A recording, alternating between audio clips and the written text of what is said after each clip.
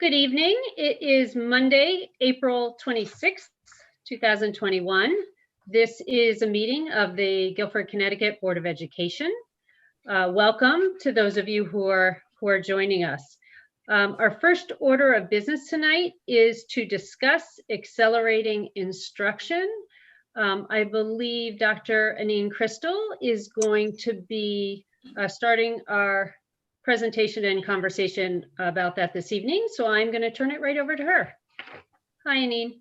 Hi, thank you very much, Dr. Balistraci. And Dr. Freeman, it seems like I can't share my screen. So unless you want to bring up the slides. I am Kevin. Can we make Dr. Crystal a co? Yeah, I think I just did it. Thank you very much. I apologize for that. Here we go. Thank you.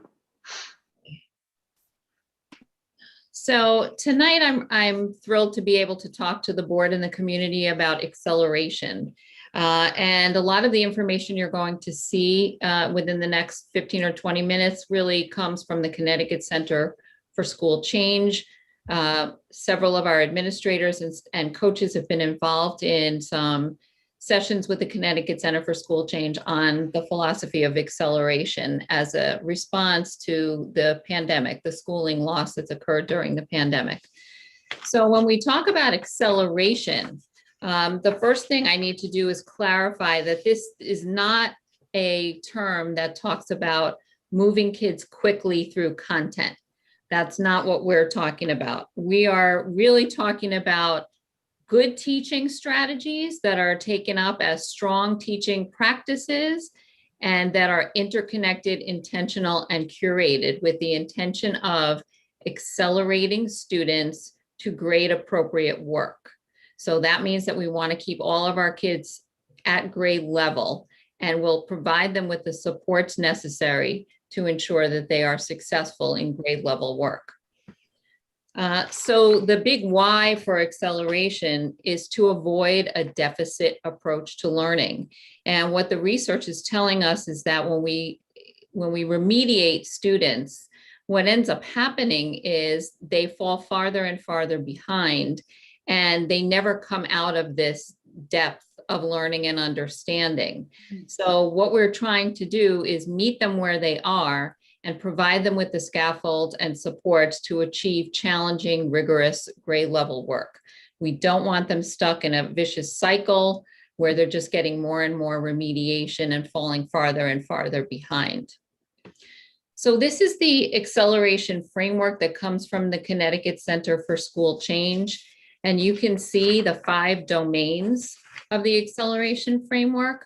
The first one I alluded to within the last couple of slides, practicing responsive teaching. So we're doing all of this in real time. We're maintaining grade level curriculum. We're using ongoing formative assessment and the way students respond to tasks and assignments to teach responsibly to them during the school day. We're designing academic tasks to be relevant, rigorous, and deep learning experiences so that all students are challenged and they're supported as they reach to those specific tasks. The design piece of this is really key. So we are beginning to work with our coaches and our teachers on the design of rigorous content and rigorous tasks that allow students multiple different pathways to reach their mastery goals. The third domain there is prioritizing essential concepts and skills. And that is really just about sort of, they use the term Marie Kondoing the curriculum. So we do the Marie Kondo thing where we look at the curriculum and we say, these are the most important high leverage strategies and skills that kids really need to master. And so we're going to focus our curriculum around those priorities and make sure that those are the things being addressed and that we're taking out some of the fluff or some of the non-essential but nice to have things that we may have addressed in the past. The next domain talks about self-efficacy, and that is really just about a student believing that they can achieve mastery and having that sense of agency over what they are learning. And the last domain there is scaffolding, which I mentioned before. So that's the support piece. What kinds of supports do we give them to address those prerequisite skills that they need to be successful. So I'm just going to talk a little bit about these areas, and then that should be our overview for this evening. So this is the bottom line. We want to keep all of our kids at grade level content. We want to keep them moving forward. We want to make sure that grade level is the norm for everyone. So that means a prioritization of curriculum objectives. It means the design challenge for tasks, the scaffolding piece, the teaching based on real-time formative assessment, and supporting students with their perceived self-efficacy so they all believe that they can achieve at high levels. This is just an interesting slide that I included because this shows the difference between what a typical science curriculum looks like in Japan versus the United States. And one of the challenges that we have in the United States is that we tend to focus a lot on coverage, and we tend to focus a lot on breadth rather than depth. So if you just look at science, typical science topics in grades 4, 8, and 12, you can see that we do a lot more in the way of covering and a lot less in the way of depth in smaller amounts of topics. So the big idea here is that it's going to be really, really difficult to catch kids up from all the lost schooling that they may have experienced by focusing primarily on the stuff that they missed. So the strategy here is to bring them to grade level learning, which is where the term acceleration comes from. And the key to accelerating is to be doing this while kids are in their grade level content. We're folding in all of those scaffolds, all of the prerequisite skills that they may have missed. That's all being folded into their grade level learning. And one thing we've learned from the research too is that prior knowledge is a huge determinant of what kids are able to achieve and what they're able to master. There was a really interesting study by Recht and Leslie where they took kids that were really good readers and kids that were really weak readers, and they gave them an article about baseball to read. And what they did was the kids that were the weak readers knew a lot about baseball. They had tons of prior knowledge about baseball. The kids that were the strong readers knew almost nothing about baseball. And what the study found was that the achievement for both of those groups was almost equal. The weak readers that knew a lot about baseball did as well or better on the comprehension assessment than the kids that were strong readers that knew very little about baseball. So there's lots of evidence that tells us that what kids know before they come to a task is very important. And part of what we want to do with the acceleration is to make sure that our formative assessment is really telling us exactly where a kid stands. What can they do? What do they need support with? What prior knowledge are they coming with? And how can we best design their instruction to meet their needs and keep them moving forward? So these are just some examples of low versus high acceleration tasks. And if you just look at the left side versus the right side, you can see that the design of the task is really key and important. And we must allow for multiple pathways and multiple ways to let our students reach the goals that we have for them. And self-assessment is also a critical component of this. We want students to have a good understanding of the criteria for success and to be able to meet the challenges of these rigorous tasks that are being designed for them. This slide addresses the scaffolding piece. So once we've done that deep task analysis, then we're looking for our teachers and our instructional staff to think about what are the scaffolds. Where are the gaps that the kids have to access that grade level content, and what are the scaffolds we can provide for them to access that grade level rigorous content? And these are two types of scaffolds that we might be looking at. We might be looking at material scaffolds, which are things like calculators or spelling or vocabulary lists or certain types of organizers that kids can use as scaffolds. And then there are cognitive scaffolds, like conferring with just-in-time vocabulary instruction or flipping instruction so that students are doing some of that prior knowledge work before they actually come to class, or things like chunking material, which is something that we use commonly now anyway, making it into smaller bites so that kids can access it more effectively.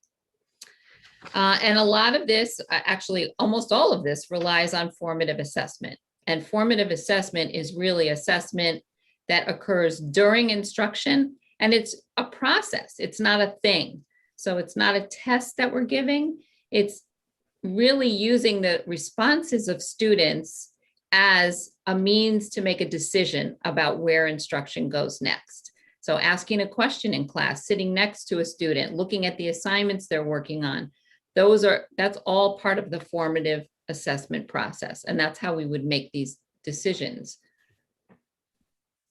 Self-efficacy, we mentioned before in one of the slides. It's one of the domains. And self-efficacy is really about someone's belief that their behavior is going to affect a certain outcome. So whether or not students are successful oftentimes is dependent upon their sense of self-efficacy. So by accelerating learning, we're really supporting and focusing on that sense of self-efficacy and ensuring that they believe that they can affect a positive outcome by making certain changes in their behavior, in their learning behavior. And these are some of on the left side here, some of the factors that influence a student's sense of self-efficacy. Motivation is huge, whether or not you're optimistic about your own progress, your sense of self-esteem, your mindset, your beliefs, the grit that you have, and the resilience that you exhibit. And a lot of these are really tied into the social emotional piece. And one of the things the article talks about is that social emotional piece. In fact, there was a line in the article, the Edutopia article, that says the presence and quality of our relationships may have more impact on learning and development than any other factor. So that's something that's really important to acceleration, is that connection and relationship, the collaboration between not only the teacher and the student, but between the students themselves. So these are the conditions that we are working on to ensure that acceleration is effective.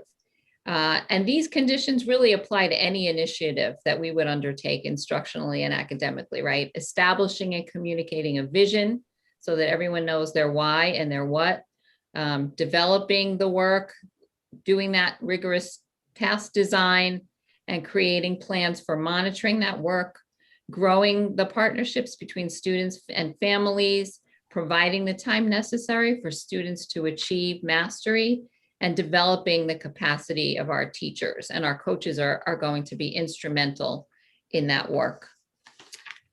This is really just a summary slide of the differences between acceleration and remediation.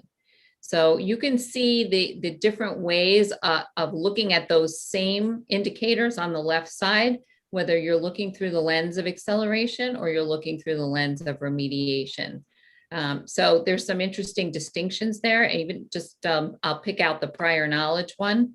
The prior knowledge in acceleration is something that's key and is really provided ahead of time, enabling the students to connect everything new that they're learning to something that they already know. And when we look at the way remediation is typically conducted, it doesn't include that prior knowledge piece, and the things that are being worked on with students tend to be more in isolation and focused on as discrete skills. And that's where you get a lot of that drill and kill type of instruction in a remedial program. So these are just some of the big differences between accelerating and remediating. And this is just a final thought to give you this introduction on what acceleration is and how we're going to be focusing our time going forward. The summer learning pathways that we did last summer, that we're doing again this summer. And at this point, we have 156 students enrolled in our summer pathways. They follow this acceleration model. They are integrated, rigorous, inquiry-based, content-driven pathways where there are clear success criteria and standards, but kids move through those pathways considering all of those indicators you saw on the self-efficacy side, right? They're asking their own questions. We're addressing their motivation. We're allowing them to pursue areas of interest. They're self-assessing as they go along. They're using their executive functioning skills, and they're creating this sort of learning as apprenticeship relationship with the person, the teacher who's facilitating the pathway. So we don't want to sink into that deficit mindset and be in a mindset where we're just trying to fix things or plug holes. We want to look at it from an asset-based approach and move all students to grade level content. And I'm sure Dr. Freeman wants to make a few comments about this, and we also are happy to answer any questions about this as well. Thank you, Dr. Crystal. Yeah, we really appreciate that overview, and just want to again highlight for the board and for the community, as we move through this pandemic and as we begin to look at next year, we have been and remain really worried about the overuse of terms that we are seeing in the educational community, terms like remediation and learning loss. Our students learned through this year for a number of reasons. One, because teachers in Guilford rose to the challenge and used distance learning as a viable alternative platform for what our students were experiencing. But equally as important, because kids are just hardwired to learn. So they may have learned things that we didn't anticipate this year. They may have learned differently this year, but to suggest that learning didn't occur or occurred at a lower level this year would just be a misreading of the situation. Our goal is to move students forward and ensure that they are working at grade level. Our goal isn't to pretend that this year didn't happen and try to repeat this year for all students, or worse, to start pulling students out for pull-out remediation, remedial services that will only lead to them missing part of next year as well as this year. So that idea of accelerating is to move all of the students into next year's grade level work, but to do it with our eyes wide open and to recognize that there's going to need to be supports put into place. And that idea of scaffolding, right? Scaffolding allows workers to work at the second or third or 10th or 12th story of a building with the appropriate tools they need to work at that level successfully. And scaffolding allows students to work at the third grade level or the 8th grade level with the appropriate tools they need to be at that level with their grade mates, not to say to them, you're not ready to be in this class today, so we're going to pull you out and we're going to try to hurry you up while everybody else continues to be moving forward. We are very excited to be working with the Connecticut Center for School Change next year, probably with only 5 other school districts who are going to be working on this approach and this rollout all through next year.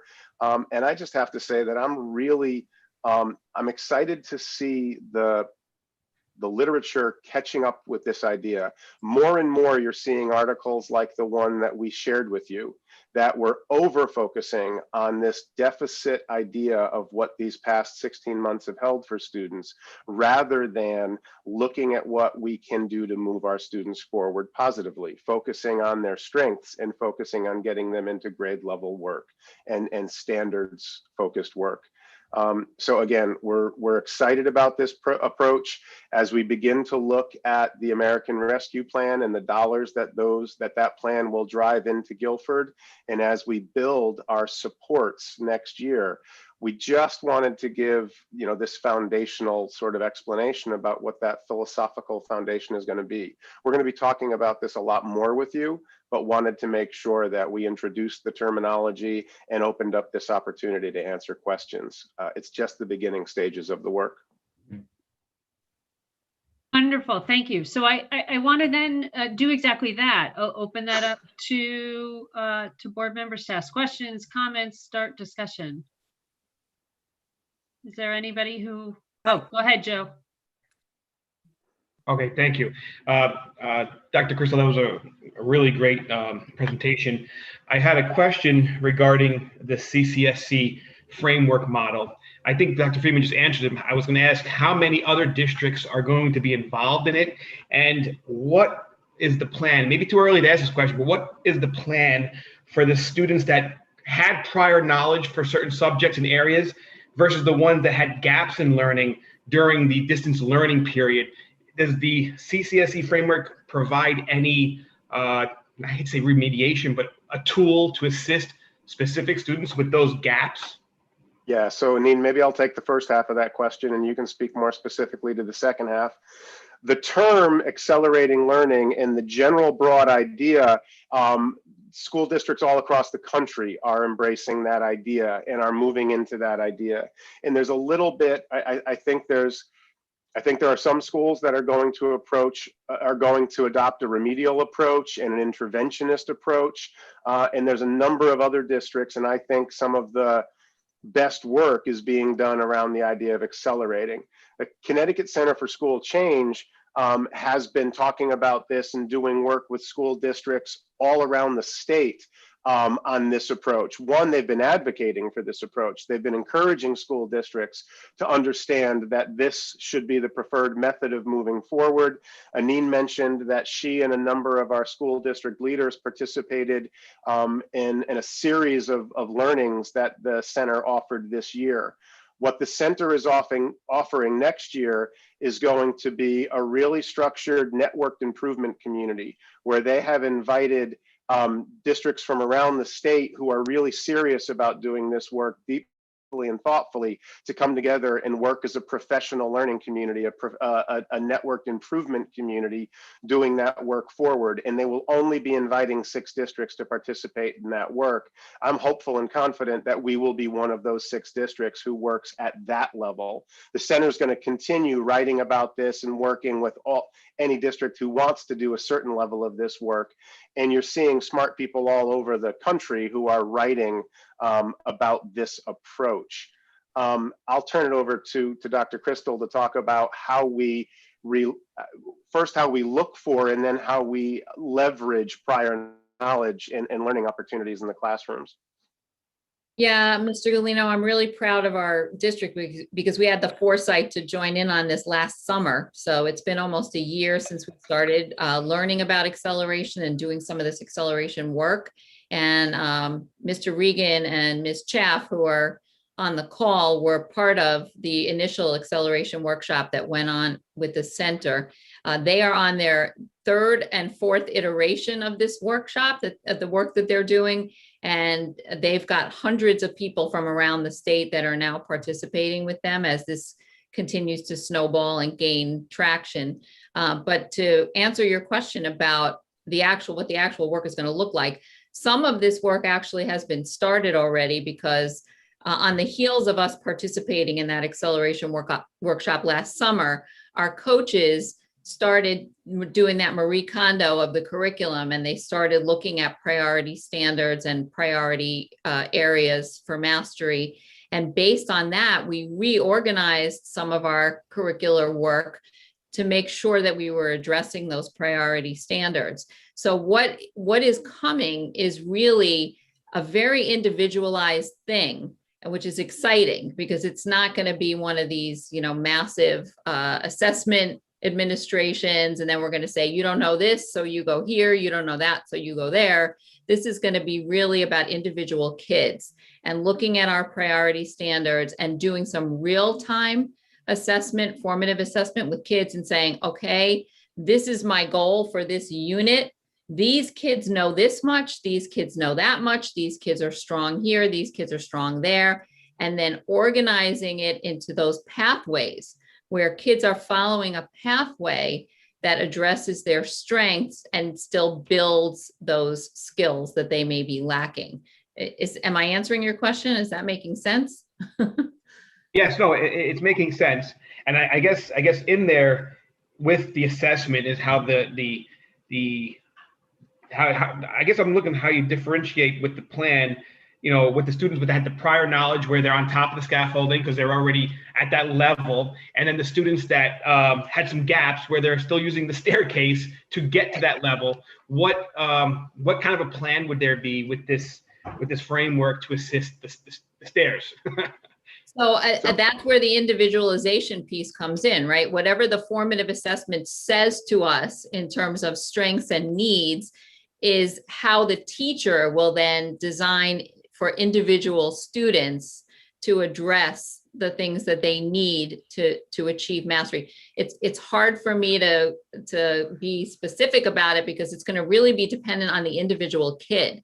So there could be 100 different answers, Joe, right? So it might be that as the teacher is moving around the room, she comes across one group and finds out that these students don't have a lot of background knowledge about baseball. So she gives them a small primer piece that has some of the basic information that they're going to need to be able to tackle the challenge that she set. She gets to another group and she finds out that there's a student in that group who is an expert and wakes up and reads box scores every morning.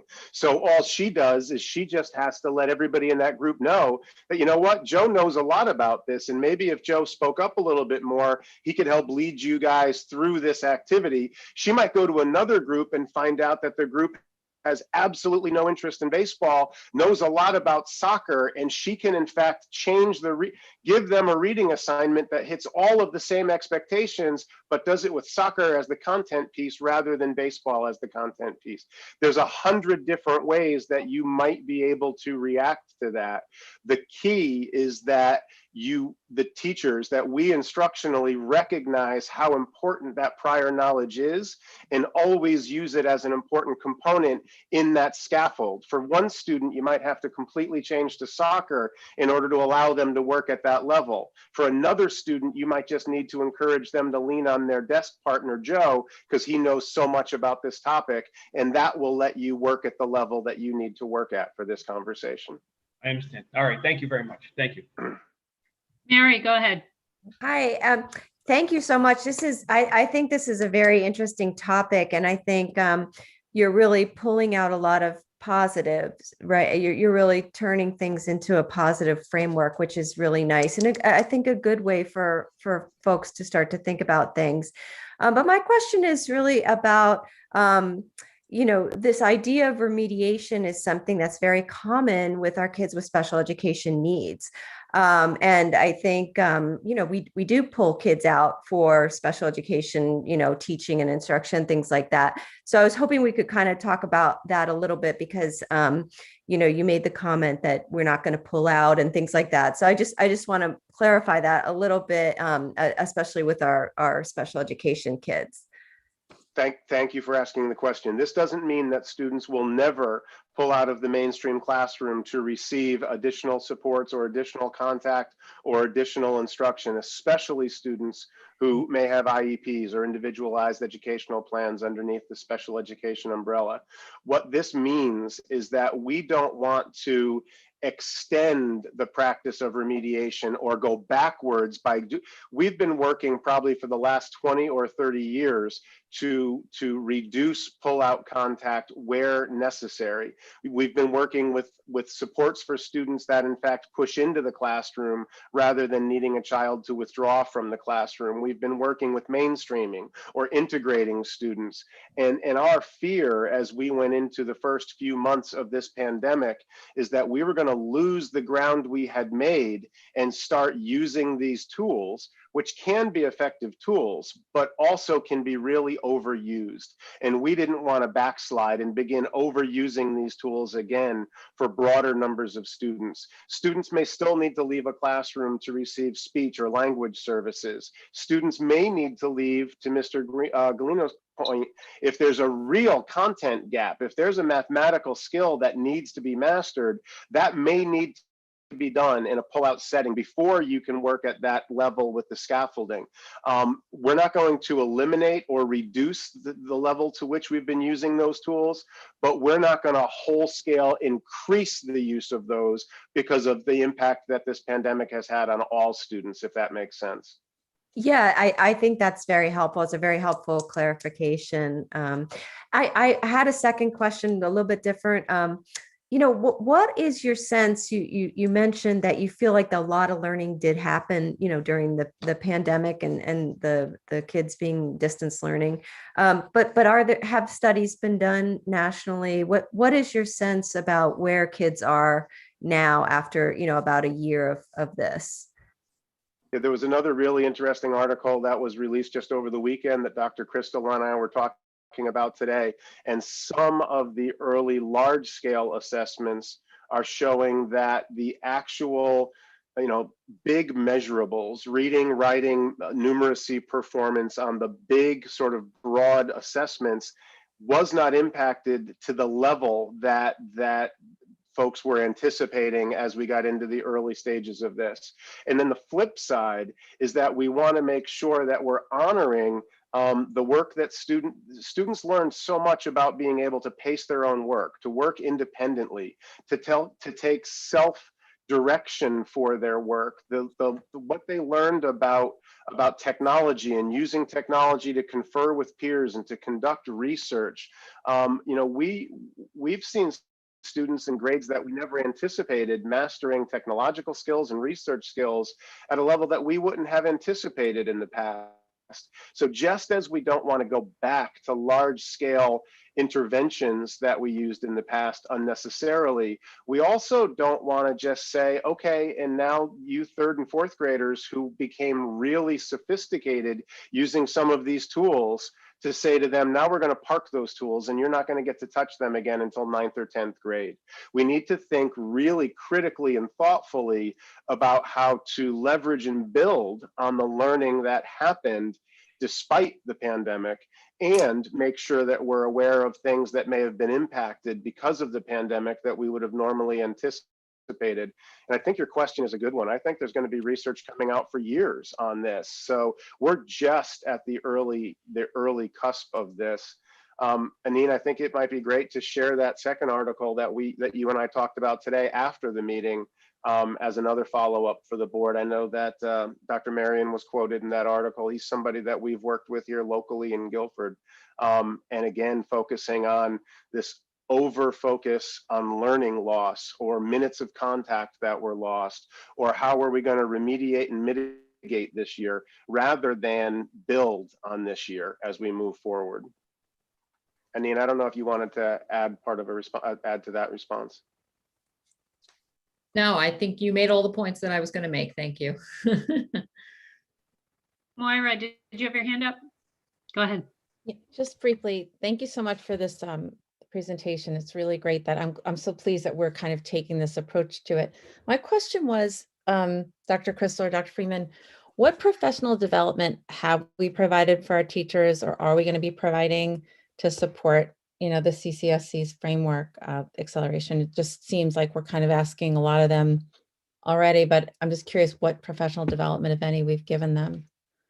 I just want to say that we have started this work. So teachers are familiar with the acceleration term. It was part of what we worked on at the beginning of the school year when we had those 7, we extended the professional learning days. Everybody in the district got some work on acceleration. What I will say is that I'm not sure how much of it sunk in, only because they've been overwhelmed with so many things and had to make so many adjustments this year during the pandemic. So we are revisiting it. We're making it part of our normal language that we use when we talk about instruction. We're doing some more, the coaches and I are doing some more planning work on it over the summer, and we're going to be addressing it again in the beginning of school. And it will become a routine part of the coaching work. That's the plan, to build it into all of our coaching work for the remainder for next year and the remainder of this school year, to begin talking about it and to really do that nitty-gritty individualized work where a coach is working with a teacher, looking at that formative assessment data. We've started reworking the curriculum, looking at those priority standards, and thinking about how to craft the pathways so that the kids have the access and the scaffolds necessary to do that work. And the summer program has just been, I keep plugging the summer program, but it's been a wonderful precursor to this work because it's built on this entire philosophy. And the fact that we have so many parents who are signing up this year, which is surprising to me. I didn't think that would be the case. To me, speaks to how well it went last summer, because many of these people are return customers. So This is, I'm sorry, Moira. This is going to need to be continual work moving forward. Again, we're just on the beginning piece of this. A couple benefits that we have in Guilford is that this is not philosophically different or new for us. If you looked at any one of the 5 boxes in the graphic, those are all topics that we have discussed. We've been talking about formative assessment in Guilford for years now. We've been talking about standards and prioritizing standards since the Common Core rolled out and after. So for us, a key component to the professional development is going to be pulling those disparate elements together and using it as a mindset as we approach coming out of this pandemic. And a key that Dr. Crystal just touched on is that we have the coaching cadre in place, right? This is going to be very difficult for districts that need this sort of learning, and it can only occur once a week for an hour at a faculty meeting or 5 times a year during the professional development days. The conversation has to be ongoing, and the work that the principals will do as instructional leaders and the coaches will do as instructional coaching supports is going to be integral. We need to help everybody pull it all together and use it as the mindset for moving forward.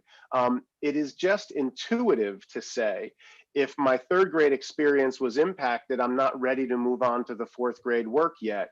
And that's a knee-jerk reaction. And this approach causes us to rethink that. And that's a deep part of the work that we need to continue to do with teachers as well as with parents in the broader community. And it's why tonight's just the beginning to the conversation, not an end. Yeah, I was just going to add on to that. I totally agree with what the approach is, and thank you for explaining that. Think about the parents and having them understand and buy in. I hate the word buy in, but understanding that this work is already happening and this is the plan for next year. Because I think there are a lot of scared parents, I think, at every level. You know, I've got 3 at very different levels, all transitioning to new schools, and knowing what the plan is going to be, you know, and not that your child's not going to be differentiated out because they're a little behind in, you know, mathematics or whatever whatever their weakness is. And I'm not asking you to have that answer tonight, but I would imagine that there'd be some sort of like communication or something to the community, the parent community. Absolutely right. And that's exactly what we need to be avoiding. And I apologize, Dr. Hirsch. I know you're trying really hard to get in here, but exactly right. There's going to be a natural inclination. Think about at some of the elementary grade levels where there are 3 classes at a 3rd grade level. There is going to be an inclination to say, let's just assess those 3rd grade students and break those classes into the advanced group, the average group, and the slowest group so that we're meeting everybody's needs.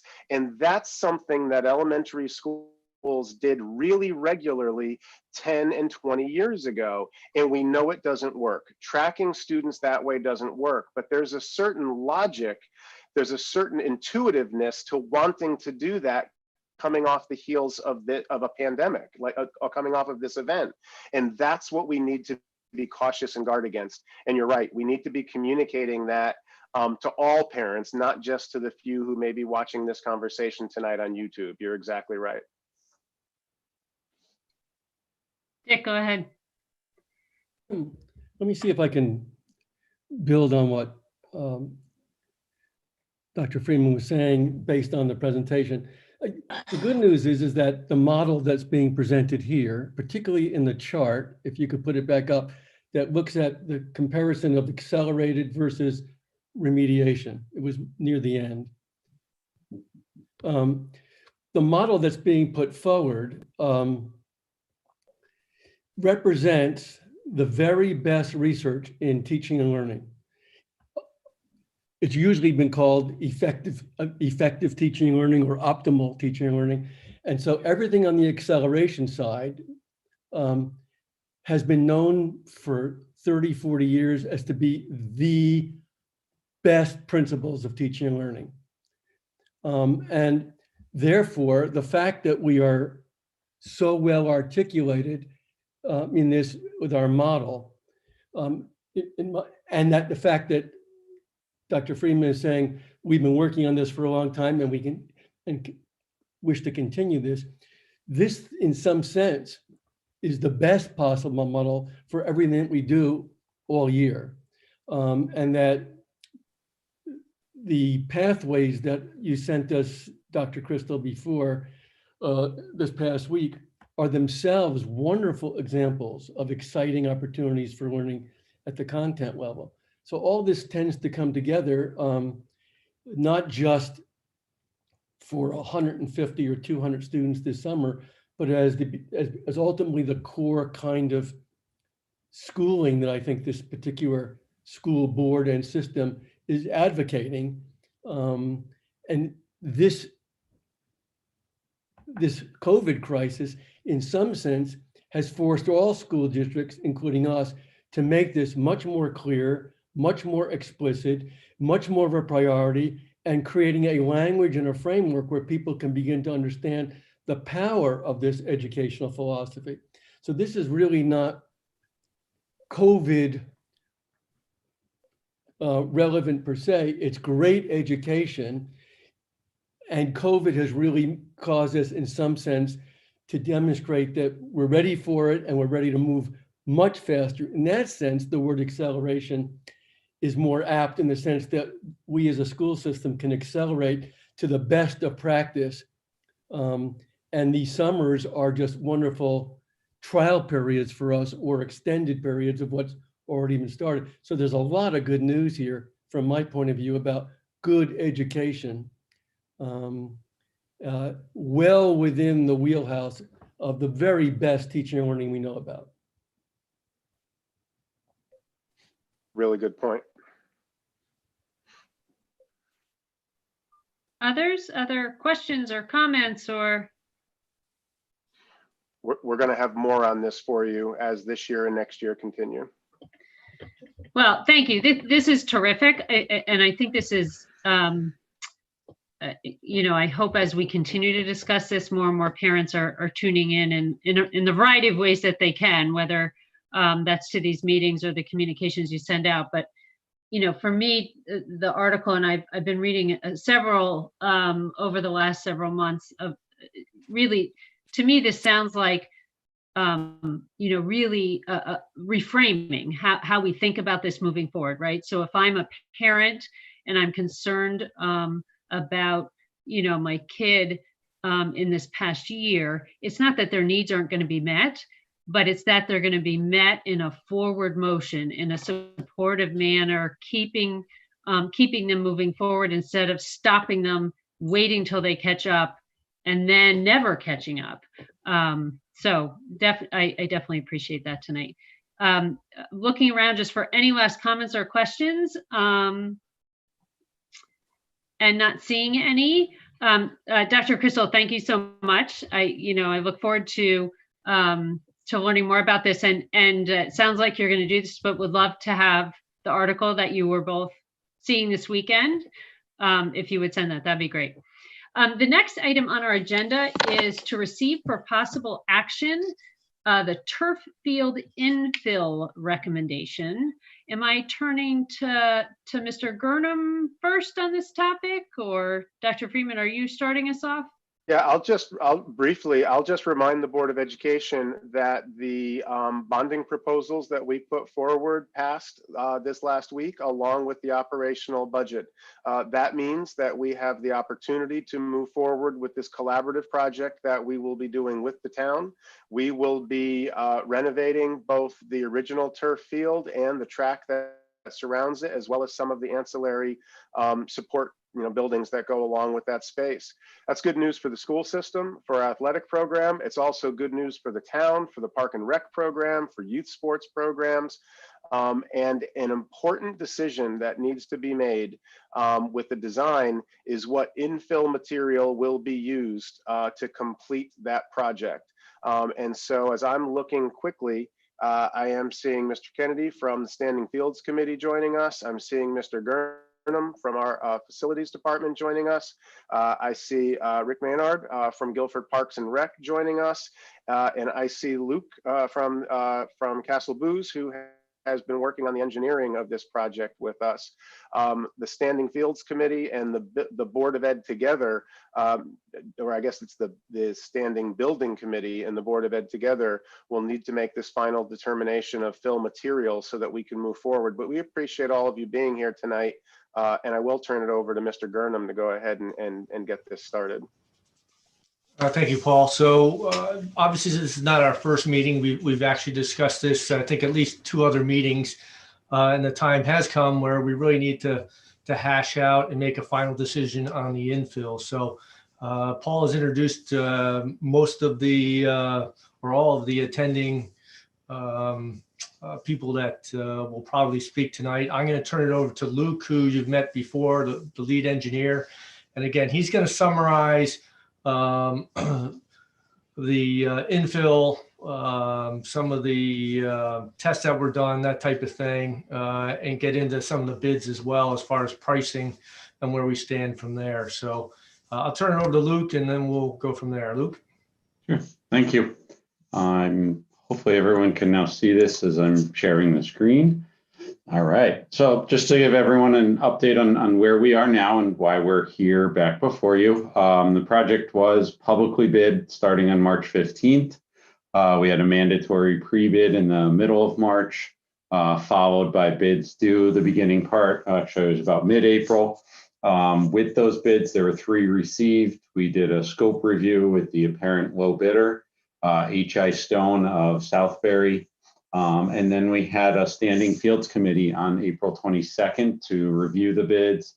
And that group made a recommendation here tonight, which is the Board of Education meeting. So with that, as I mentioned, there were 3 bidders, H.I. Stone out of Southbury, Mountain View, Lawn and Landscape, which is out of Chicopee. They were actually the original contractor on the track and field when it was originally constructed, and then Giordano Construction out of Brantford. Looking at the base bid and any combination of the various different alternates, H.I. Stone was the apparent low bidder with that, which is this row across the top here.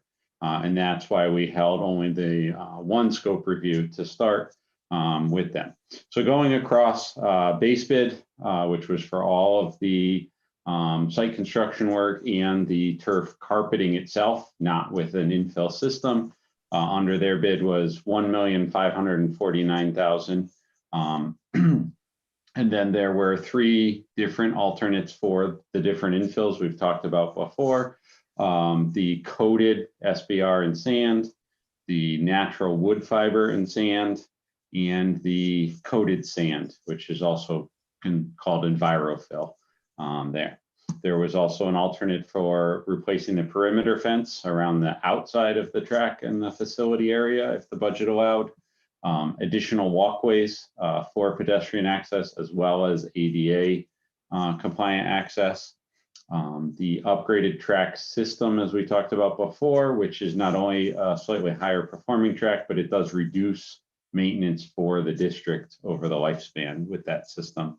And then the upgraded equipment for the press box. So that would not only include the speaker and sound system, but that is also incorporating what's called a Pixelot camera, which ties to the National Federation and would allow you now to live broadcast from the stadium field there as well. So that's all under that alternate.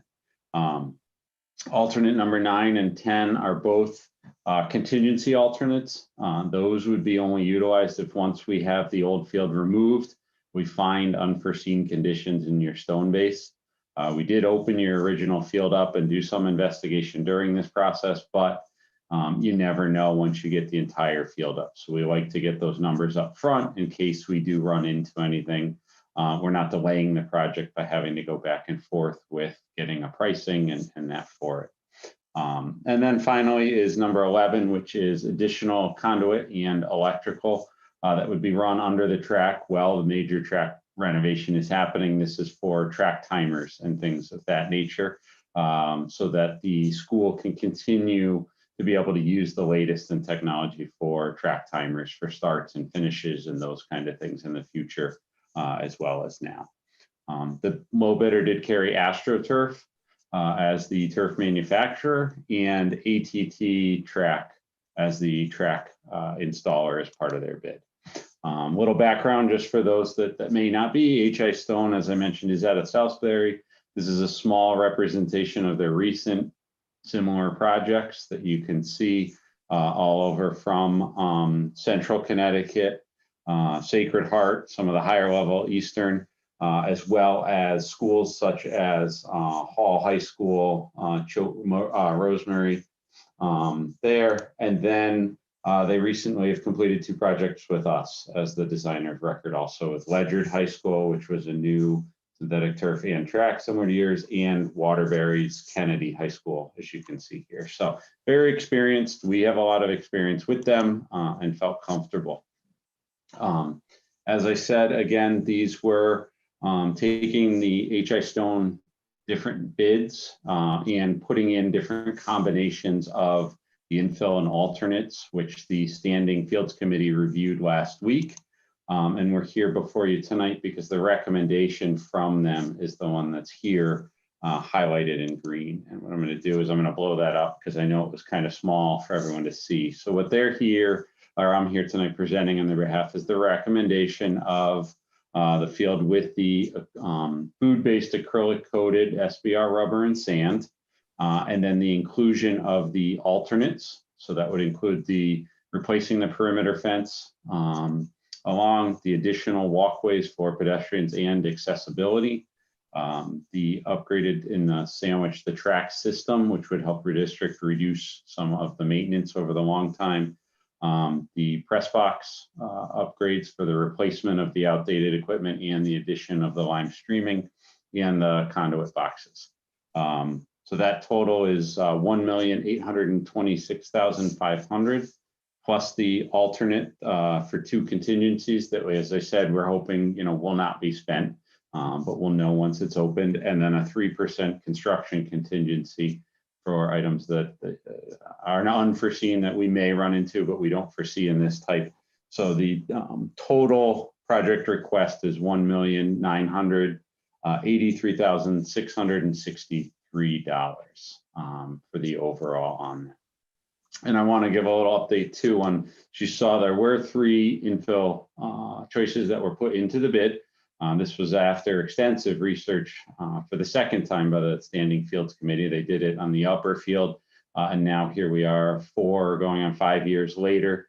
There's been a lot of changes in the industry with new infill materials, as well as a lot of additional testing that was not available previously when you did your other fields. So just to recap, last time when we presented, we talked a lot about that, but one of the newest was there is now in the US an ASTM standard for the safety of infill materials that they're tested under, as well as the industry has adopted the European standard.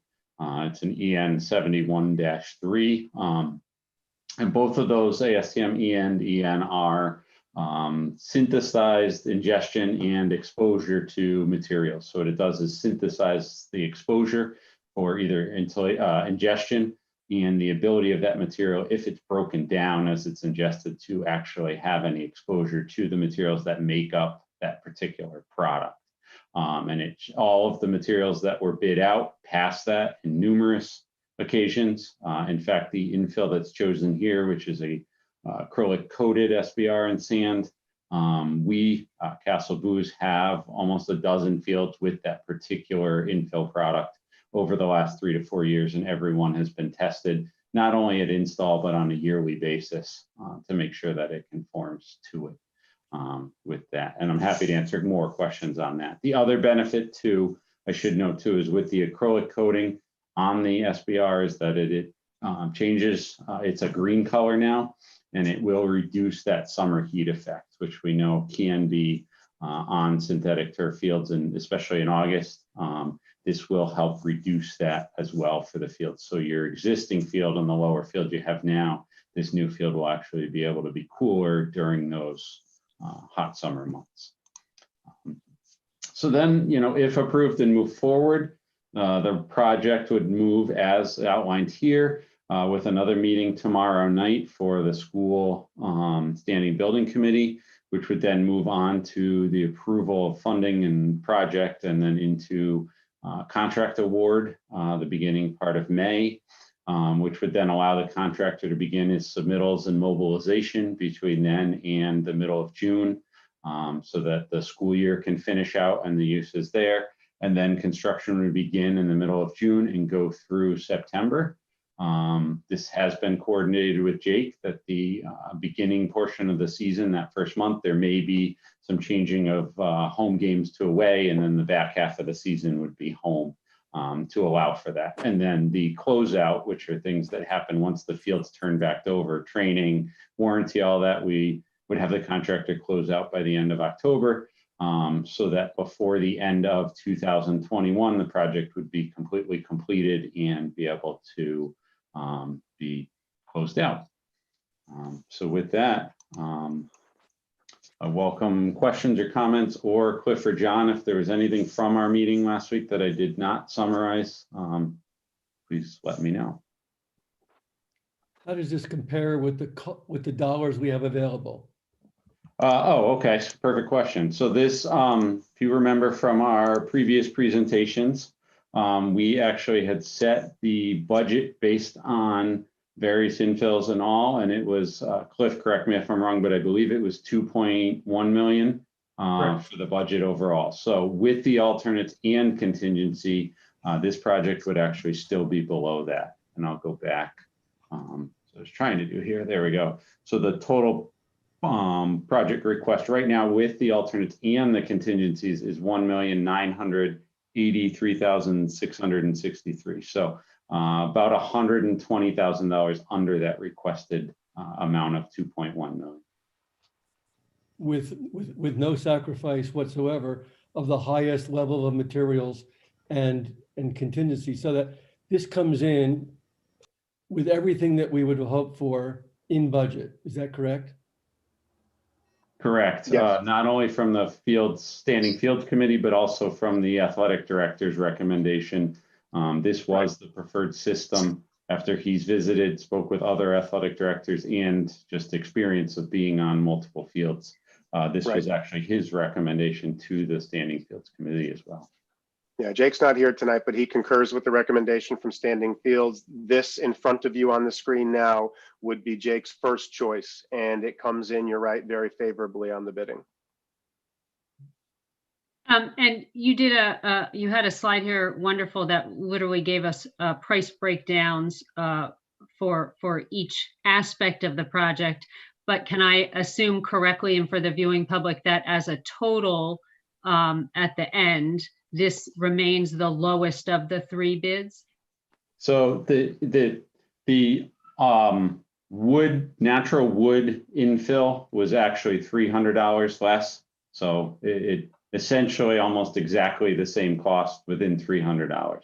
I'm sorry, I wasn't clear. That's helpful, thank you. And also between the three bidders. Yes.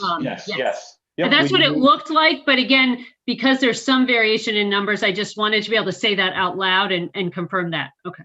Yes, This no, I'm package sorry as if I went selected, too right. quickly. We analyzed all of the bidders based on any combinations of those alternates, and HI Stone was the low, no matter how you took any number of alternates or added it up. So. Okay, thank you. I just want to make sure that was. No, I apologize. It No almost apologies. to It's terrific. present, and I should have explained it better. Luke, we've talked a lot about the infill, and I've never seen the chrome rubber and the sand combined. Could you explain exactly how that works? Yeah, sure. So kind of the evolution of turf systems that started is way back was what everybody calls AstroTurf, but it was, the older just straight carpet, a lot of times was nylon. Then it moved into systems which were the taller fiber and were 100% of the crumb rubber SBR, the black pellet. That then slowly evolved to a combination of sand and rubber, because what they found was the sand, the rubber, although it added a lot of the safety, the fall and the cushion, sometimes was not as stable as it should be for footing, where the athlete would turn and the material would move under their foot and create injuries. So the sand started to be introjected as well to help with that. Then the introduction of a shock pad happened that goes below, and that furthered to help take some of that safety and performance out of the infill requirement. So then even more so, sand level increased. So in this particular field, you would actually have about 70% sand and 30% of the coated SBR rubber, or what we call performance infill, because of that. So it's much less necessary for the performance, which also helps to reduce the maintenance. And it means that the field is going to be much more sustained. It's going to play the same way in all kinds of weather conditions, and 5-10 years down, well, hopefully 10 years down the road from when it's installed on day one. Yeah. And I've asked a similar question in the past, but is this particular infill able to be retrofitted into the upper field so that the students experience the same playing surface, whether they're practicing or in real gameplay? Yeah, at any time you can. There's obviously some pros and cons depending on how you do. If you extract the material completely out, you may have some slight degradation in the fibers of the upper field, but you can certainly do that. Or as time goes, if you choose to, you can always top dress with this material too over what's up there already, because that is a acrylic coated sand. So it would be combining now the coated SBR with the coated sand at the top as well. So to make them similar. Yeah. So was this type of fill, this combo, this was not available 4 years ago? Is that why we don't know much about it? So it was out, but it was very new to the market. It was not used as much. There was also not anywhere near the studies that have been published and done now that were back then for any type of SBR rubber, whether it was coated or non-coated.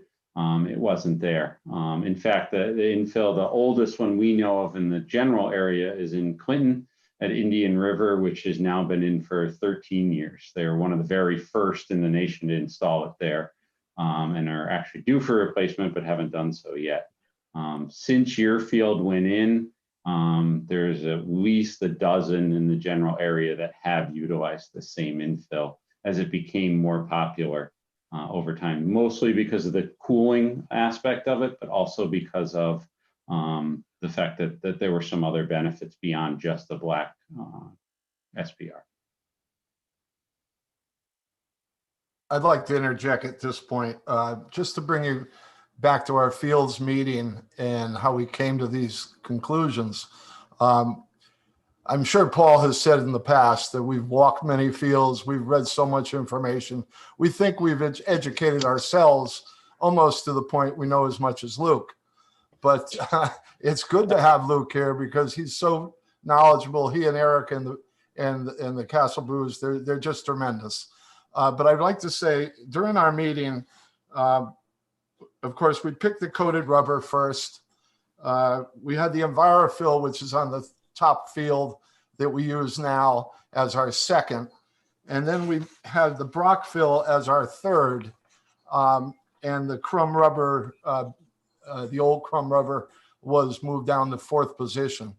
The reason why we like the coated rubber is because it's cooler. The cost is in our market. And what scared us about the Brock fill, the natural fill of any sort, is it's not been proven in the Northeast, hasn't gone through a Northeast winter, which we all know what it caused us on the top field. And also it's can break down so much. We're afraid that it's going to cause Park and Rec a lot of maintenance in the first 5 years because of the breakdown of the product. It's going to turn to a fine at the bottom. It's going to go to it's a wood fiber. It's going to break down into a fine, a peat moss type breakdown. So that's why our listing of the acrylic coated was the top priority. The other things we'd like to bring to your attention is the playability is softer. Jake has said that the players like the playability of the other substance, the fills, better than the sand base field up top. Certain sports like it, lacrosse and soccer, they're all different on what they like to play on. Again, the coated rubber has been tested using the same ASTM testing conducted on children's toys, ingestion, and has proven to be in compliance with all safety standards. The coated rubber has been in use locally for many years, as Luke noted with Clinton.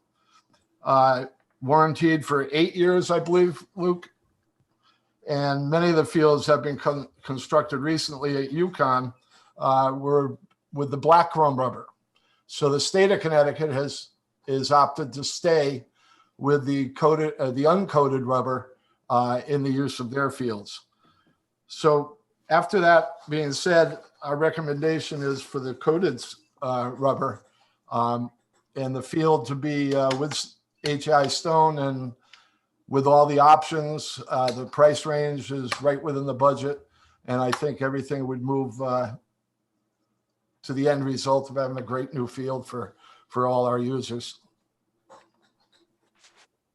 Yeah, you've heard me say that Jake concurs at the school level. I just want, Rick, do you want to comment from Park and Rec perspective?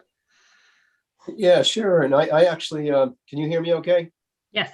Okay. Yes, we can hear you. I spoke with my peer, my counterpart in Clinton, because as Luke mentioned, they have one of the first fields that put in the acrylic coated rubber, and it's I believe they're in their 13th year. He said it's been holding up fantastic. All the things that John and Luke mentioned is cooler because of the green color. Hey, you could say we're going green. We're going green rubber. It's held up. And he said he had, people love it. The players love it because of the cushioning effect of it, but it also has the kind of support they need for, cutting and passing and turning and, doing what they do when they run around on those fields. I think from a maintenance perspective, it definitely would be a lot easier to maintain than the wood fiber, as John mentioned. We're all concerned about the breakdown of that. And again, the fact that it's very, very new. Maybe 10, 15 years from now, we might look at it, next time around and say, hey, maybe that's a good idea, but not yet. It's too new. And I don't think any of us want to be sort of at the early end of that and find out there was a bad choice. I think it's a good selection. It'll play very similar to the existing stadium field, which we know that all the high school players really like that field. Most of them like that better than the sand-based field that's up on the upper field there because of the abrasions is harder. We know in the winter, there's the lacrosse club likes to play during the winter when there's no snow on the field. I don't think they could play on the upper field because of it just hardens up with that sand. But they can play and have played on the stadium field throughout the winter when there's no snow on it. So I think it's a good move, a good choice, good selection, and certainly the Parks and Rec Department and committee supports that. Thank you. Are there other board members that have questions or comments? I just have one follow-up question. So I appreciate the explanations around the infill. I believe all of you are aware, and many of you went through the process 4 or 5 years ago, where we as a board had some concerns around safety and testing, and it does seem not only from what you provided us, I've done some kind of research over the last month myself, and am feeling much more comfortable than I did the first time around with the limited information that seemed available, at least at that time. I'm just going to pivot for a second. The track obviously is another thing that's being done, and it looked like there were two, and we know what the surface is with this bid. One of the bids looked like they had a slightly different surface. Can you just speak to us about the surface that we would be essentially purchasing with this bid? Absolutely. Yeah, sorry, we spent so much time on the field that we have to remember the track. It's very important as part of this.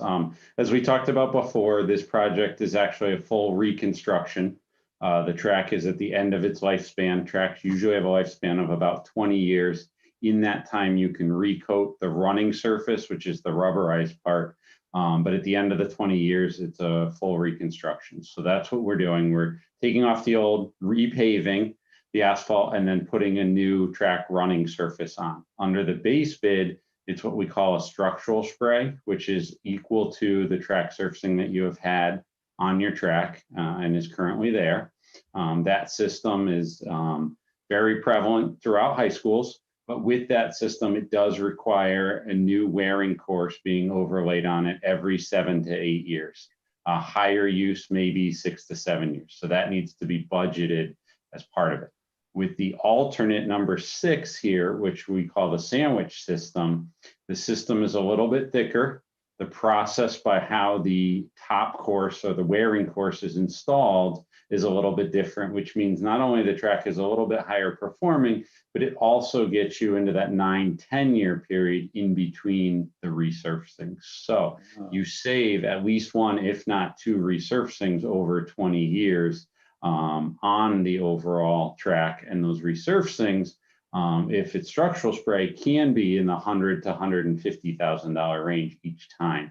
So it does kind of pay for itself easily if you have the money up front. You know, a lot of cases with schools and communities, you know, that's a challenge. So they would rather budget it out and spend a little less now and have to. But in this case, if chosen, it would certainly allow you to have less maintenance on it and slightly higher performing for your student athletes as well. By no means is it a Olympic quality, you know, for anyone who hears higher quality, you know, this is not a Division I college, you know, type meet track or an Olympic venue, but it is a very good performing track at the high school or lower college level, kind of to preference how that works. And it also includes reconstruction of the track events. I always like to mention that too, not just the 8 lanes, but also long triple jump, high jump, you know, all of that as well as part of it. So the entire track and field facility and that main field inside will be all new and ready for your next 20 years. 10 on the 12 on the turf side. All right, thank you. Thank you so much. Other questions from the board at all?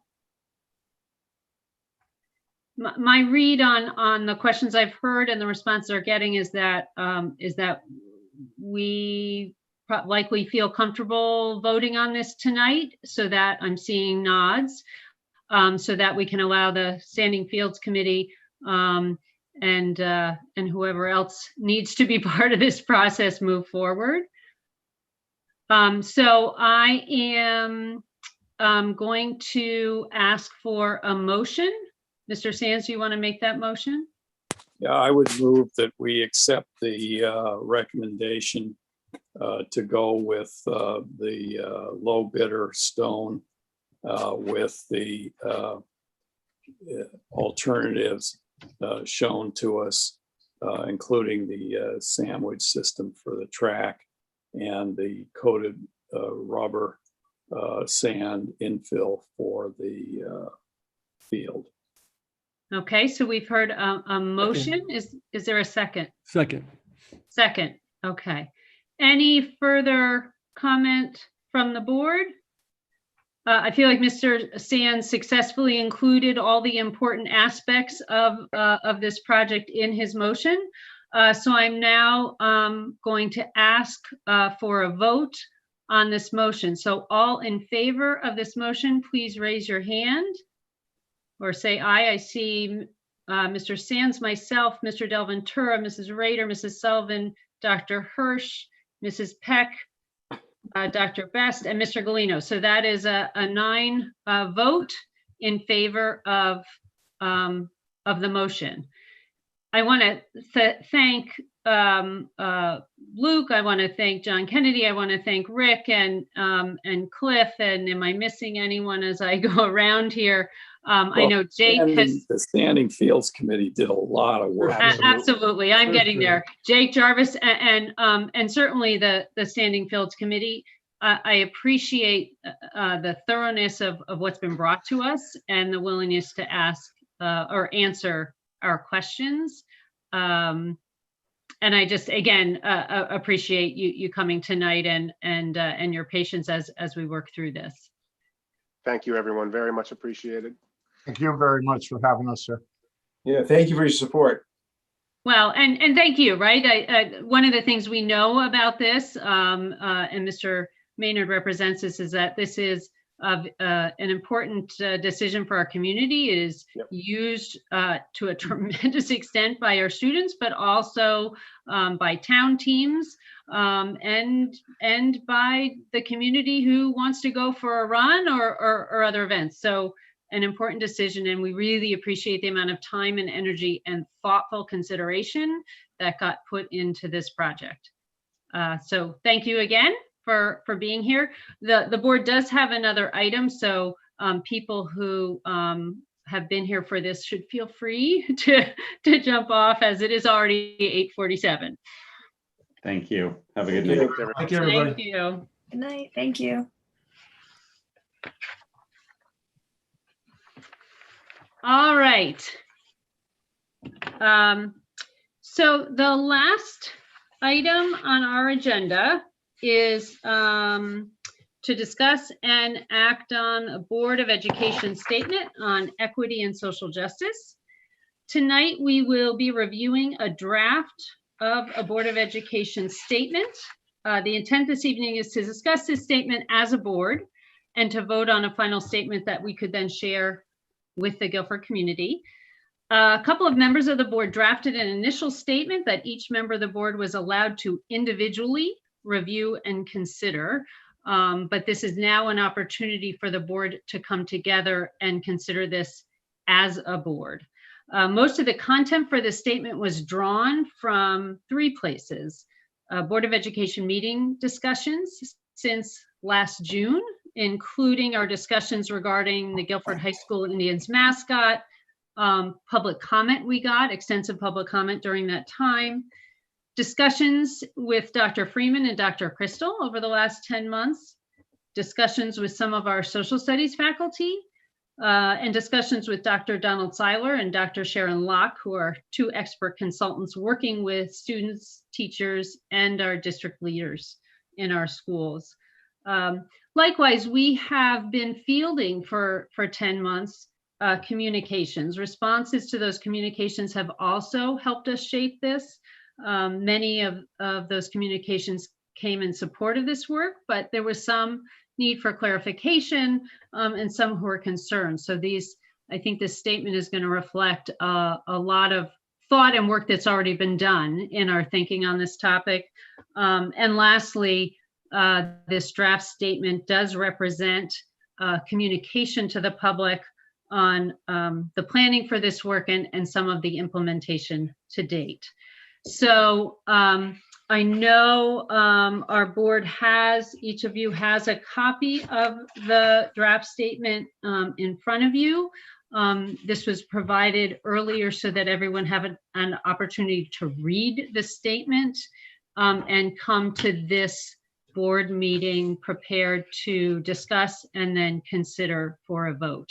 So I open it up to discussion at this point and welcome my colleagues to share, what their thoughts are here and what they think of the statement.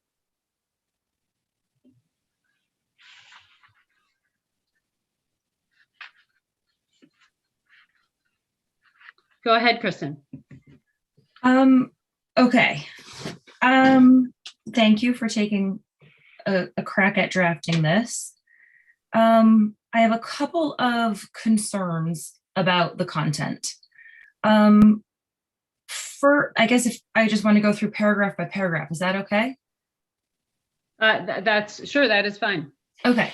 So just from my understanding about the overall, I guess, goal of this is, and I'm looking for you guys to clarify so my perception of what the overall goal of this is to make a community statement about really something that is a community request, right? Like we've heard from the community that they are requesting this type of action from us.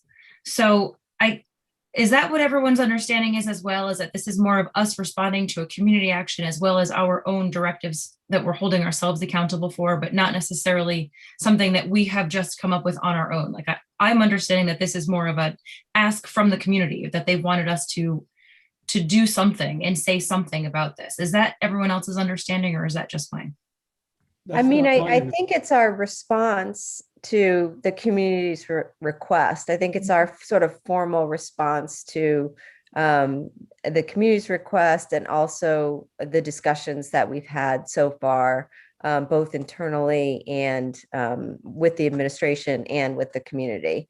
So I don't think we're just saying what the community has said. I think it's what we as a board, how we respond to that ask by the community and others.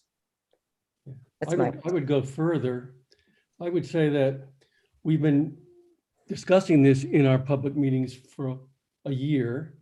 And in that year, we've had numbers of people from the community ask questions, make comments, and as well as make accusations and misstatements about what is going on.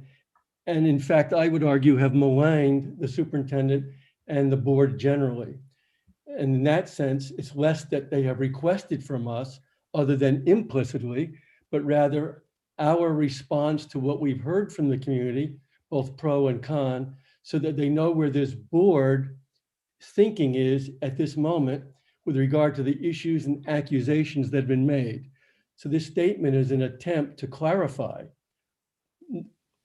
proactively and affirmatively where we are in process, where we think we're going and why, in response to some things that have been misrepresentations of where we are. Go ahead, Joe.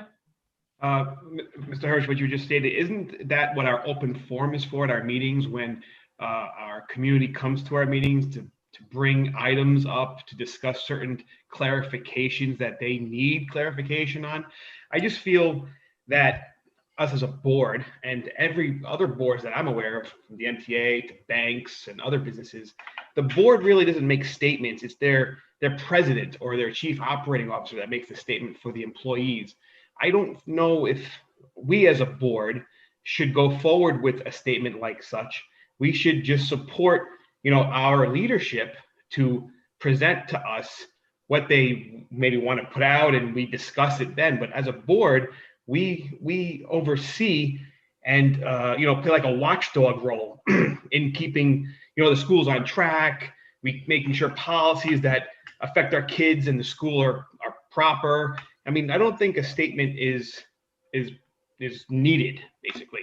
I know that April 5th, the town leaders, Dr. Balstracy, Dr. Freeman, the chief of police, Matt Hoey, they put out a statement of, I think, 2 paragraphs discussing hate crimes, I believe, or how everyone should treat everybody with respect and equally in the town. And that statement came from our town leaders. I don't think the Board of Education should put out this long article. I don't think it's appropriate. That's my feeling on it. Joe, I have a different take on this. We're not just a board, we are a formal elected Board of Education. We are tasked with taking educational leadership in this community, not simply to rubber stamp an administration. In fact, we are the administration's bosses. And this board has been questioned by community members in terms of the critiques that we've gotten in writing, on radio, in letters to the editor. And we have never, as a board, responded. We individually have responded by our comments, but we have never said, as the responsible authorities for school system, we have never taken a stand in the same way, by the way, that we took a stand on the changing of the mascot.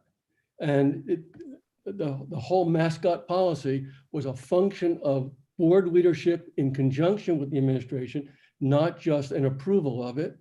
And so I would argue that on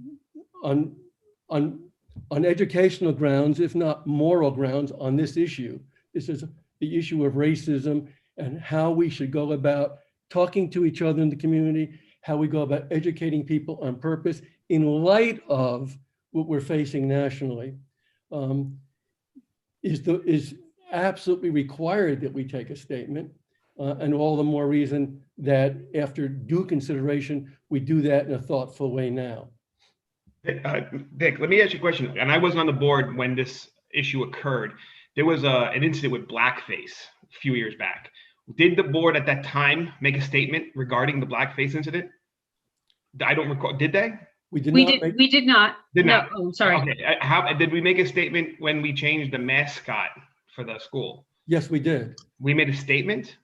We supported. We supported. Yes, I know we did. I was in all the meetings and I agreed, but we didn't make a formal statement like what we're talking about tonight. We didn't make this.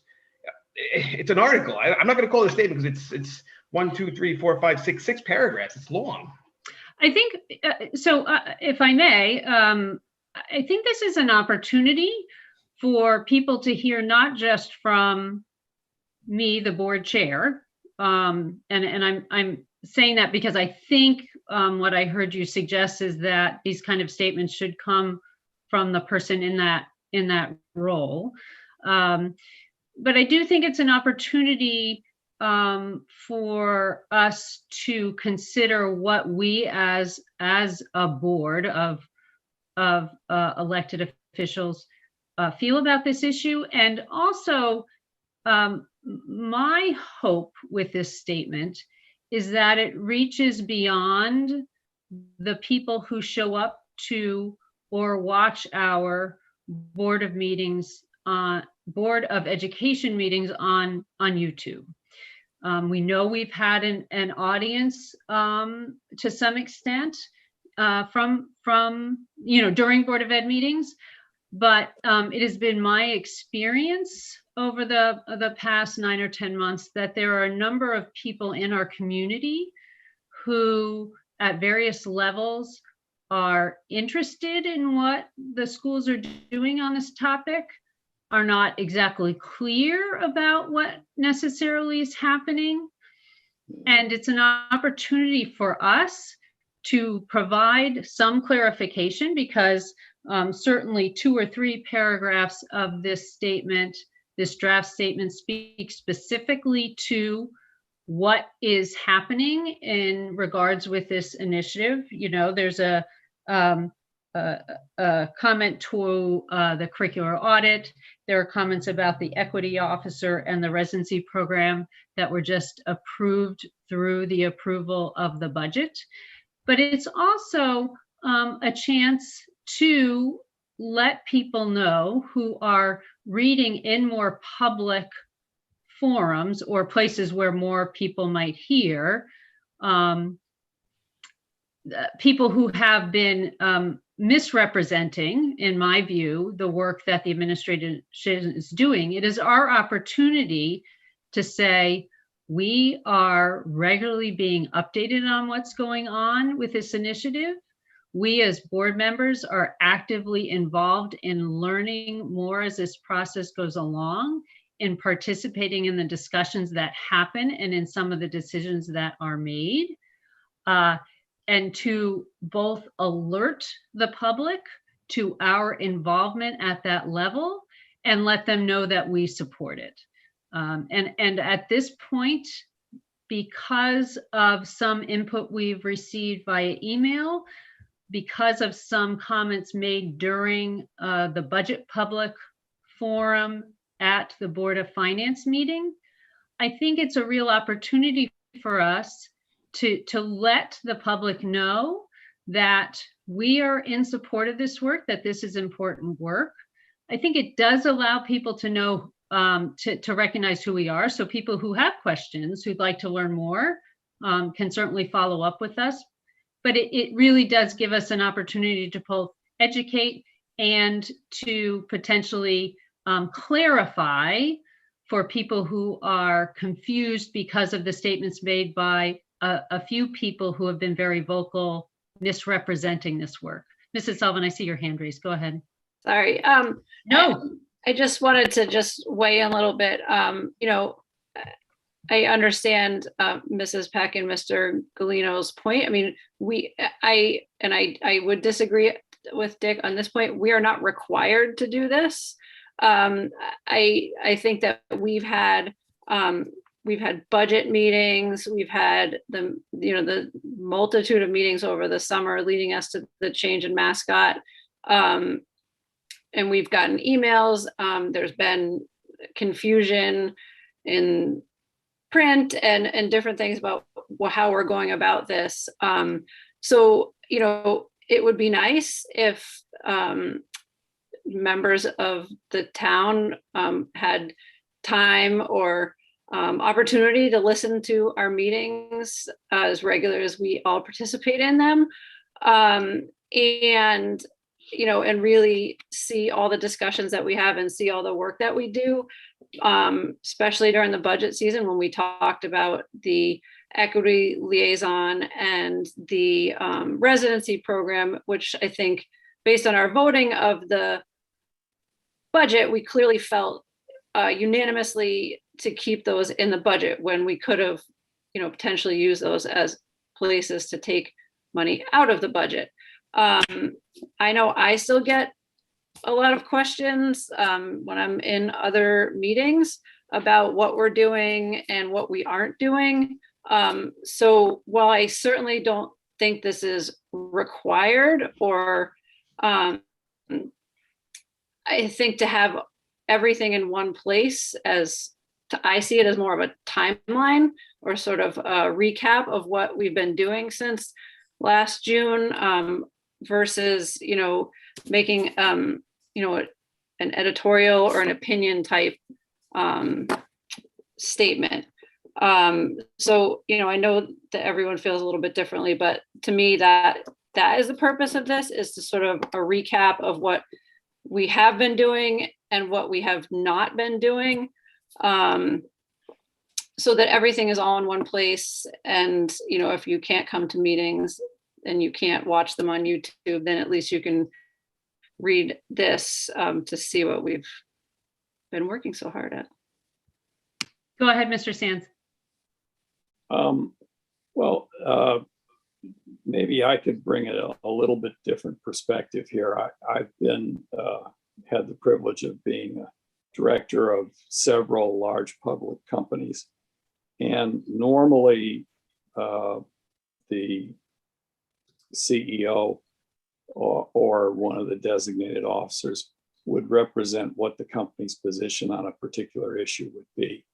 But from time to time, the boards that I've been on have had to issue statements where there has been an attack on the leadership of the corporation, or an attack on policy that the organization was taking on, that we felt was incorrect or based on untrue facts. And so the fact that I think this is an opportunity. The key part of this statement is where we talk about what is not happening is we're not changing the social studies curriculum, and we are not indoctrinating people, and that this is something that's been raised, we've looked at it, and it's not true. And I think that we as the Board of Education, we need to make that clear to the community. I think that it seems like there's two separate issues here that seems like that's emerging is, you know, sort of the content of this statement, which has, you know, which has evolved a little bit. And also the idea of making a formal statement where everybody signs at the end and everybody agrees to the entire content. So I'm curious about people's perspective about the content of what you're saying.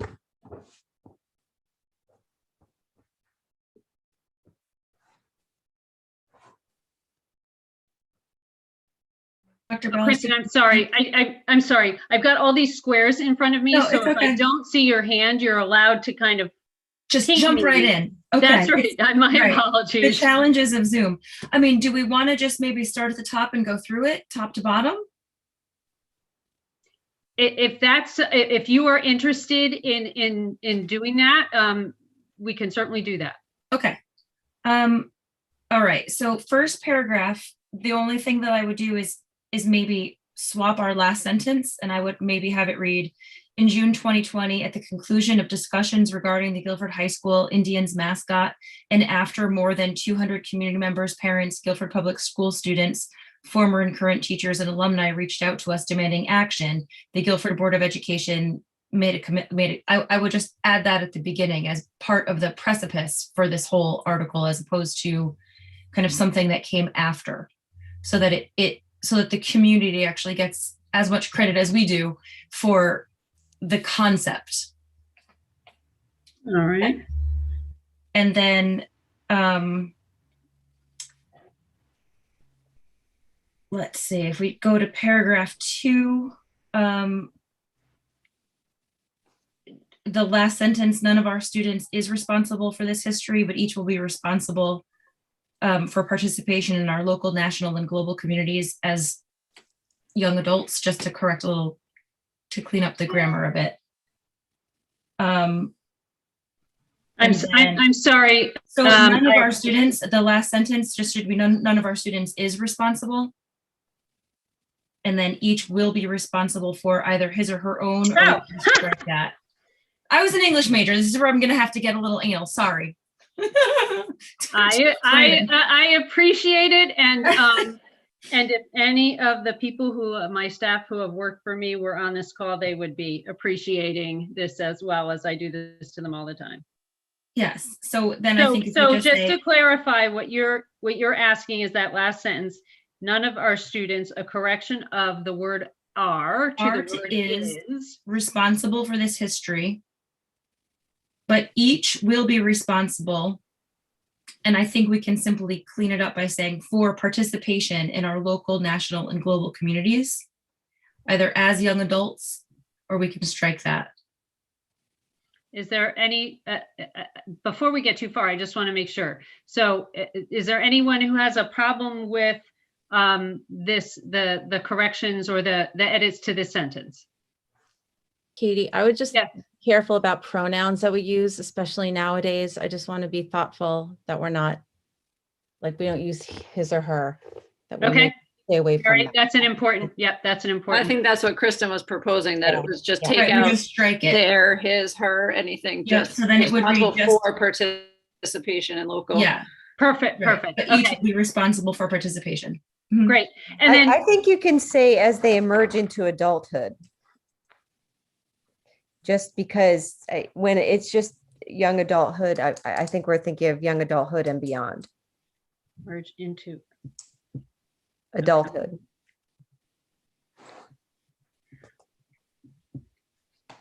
If I may, can we go back to the first paragraph? I'm just afraid. I'd rather take it one at a time and make sure everyone agrees. So in the first paragraph, Kristen, what you are asking or suggesting is that the last sentence, the content of the last sentence gets moved up so that it follows the first line, which ends in mascot, comma, and precedes the Guilford Board of Education statement. Yes. Is there anyone who has a problem or additional comment there? Okay, no. All right, thank you.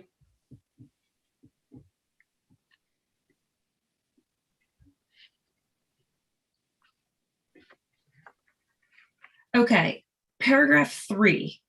I'd like to actually have a discussion about the first sentence.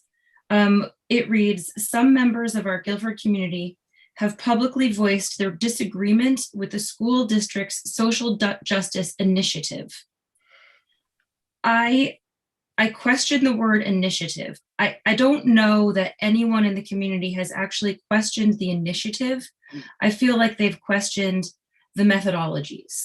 So I don't feel like anyone's kind of come out and said, we are anti a social justice initiative. I feel like they've said, we are critical of the approach that you're taking to that end.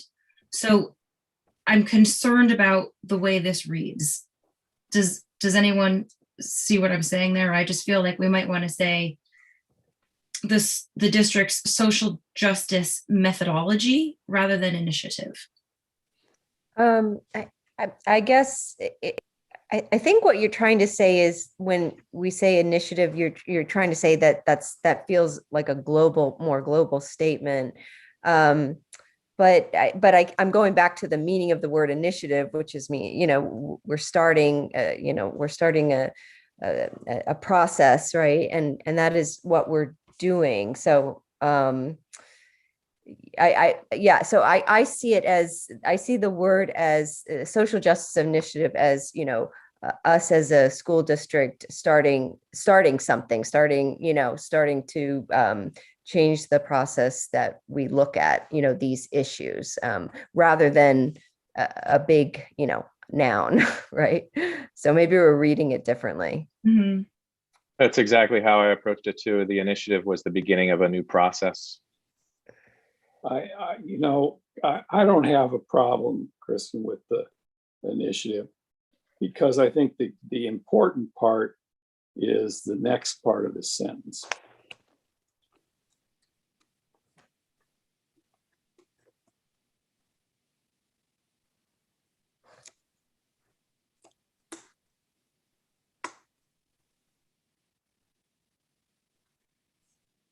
I don't know. I might need to think about that one a little bit more. I still feel like, this could potentially read that people have, like, I don't want critics to read it and say, I'm not criticizing the idea itself. We're criticizing your approach to solving the problem. So I just want to make sure that we're pretty clear about, like, we're as clear as we can possibly be with what it is that we're trying to get done, right? Like, we are all on the same page that equity and social justice is paramount for this town and for the way that we want the district to move in terms of our education. And I don't want people to start saying, if I feel that there should be a different approach to it, I can't even voice that approach because there's only one approach permitted. So I want to make sure we're careful to not exclude other ideas on how to get to the same end. Kristen, I appreciate where you're coming from. I do. I do see, though, the second part of that sentence being the clarification of what we're trying to get at. I would You agree understand? It's the accusation is where is the basis of the sentence of the disagreement.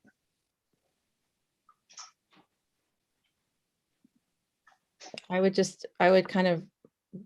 back up on that, not back up, but I would agree with you, John, that I think that the leading line is in reference to, like, the misinformation that's been put out there. And I think it's important for us to call that out, because I think one of the impetuses for us doing this is to make sure that the general public understands the intention behind this initiative. And I think a lot of the misinformation that's been put out there, it gains traction, and it takes away from and deters from and leads to a lot of misinformation being out there about the work that the district is doing. And so I do think it's important. I do think it's important in the context of the rest of the sentence. What if it's, I don't know if this is a compromise or just this, I don't know, but what if it was just the districts, just what we're saying, this is our work, the districts work on this instead of initiative, just to change the type of word. I mean, it is the work, right? I mean, just to try to find a middle ground. Wait, how would that sound with the school districts? How would that be worded?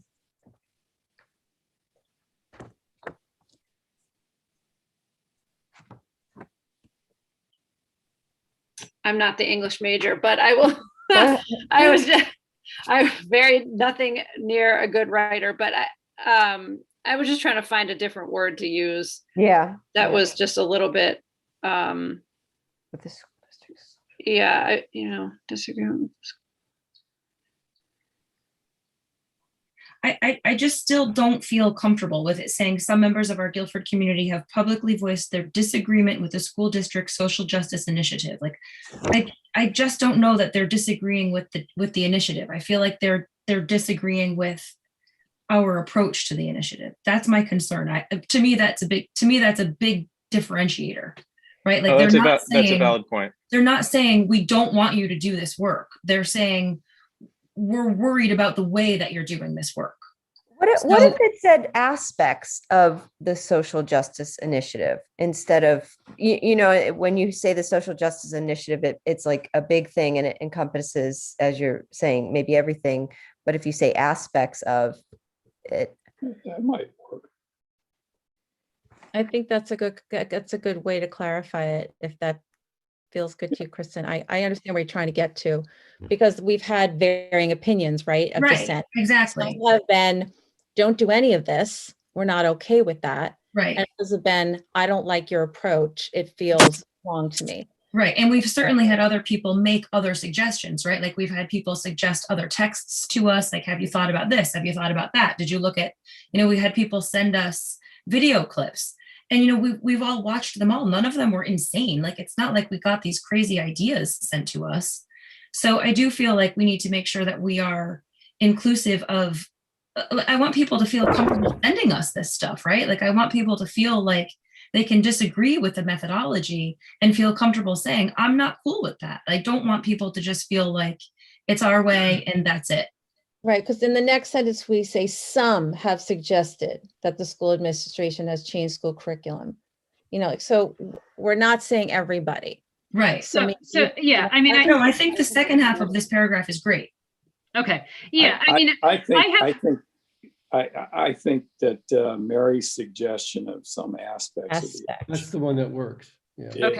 Is the way to handle it. Because I think it takes into account what with aspects of the school district social justice. So some members of our Guilford community have publicly voiced their disagreement with aspects of.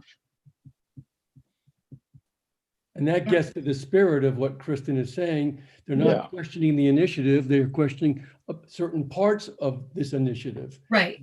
That allows for both meanings to be conveyed. Right. And I will say that I have I think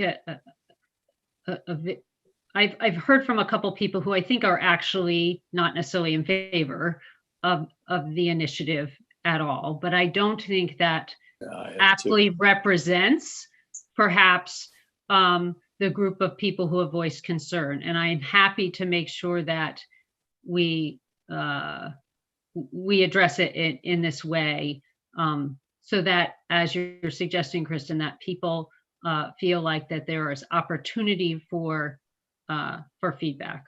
Right. Okay. By the way, Kristen, there have been members who have written to us, and we've read them, who indeed question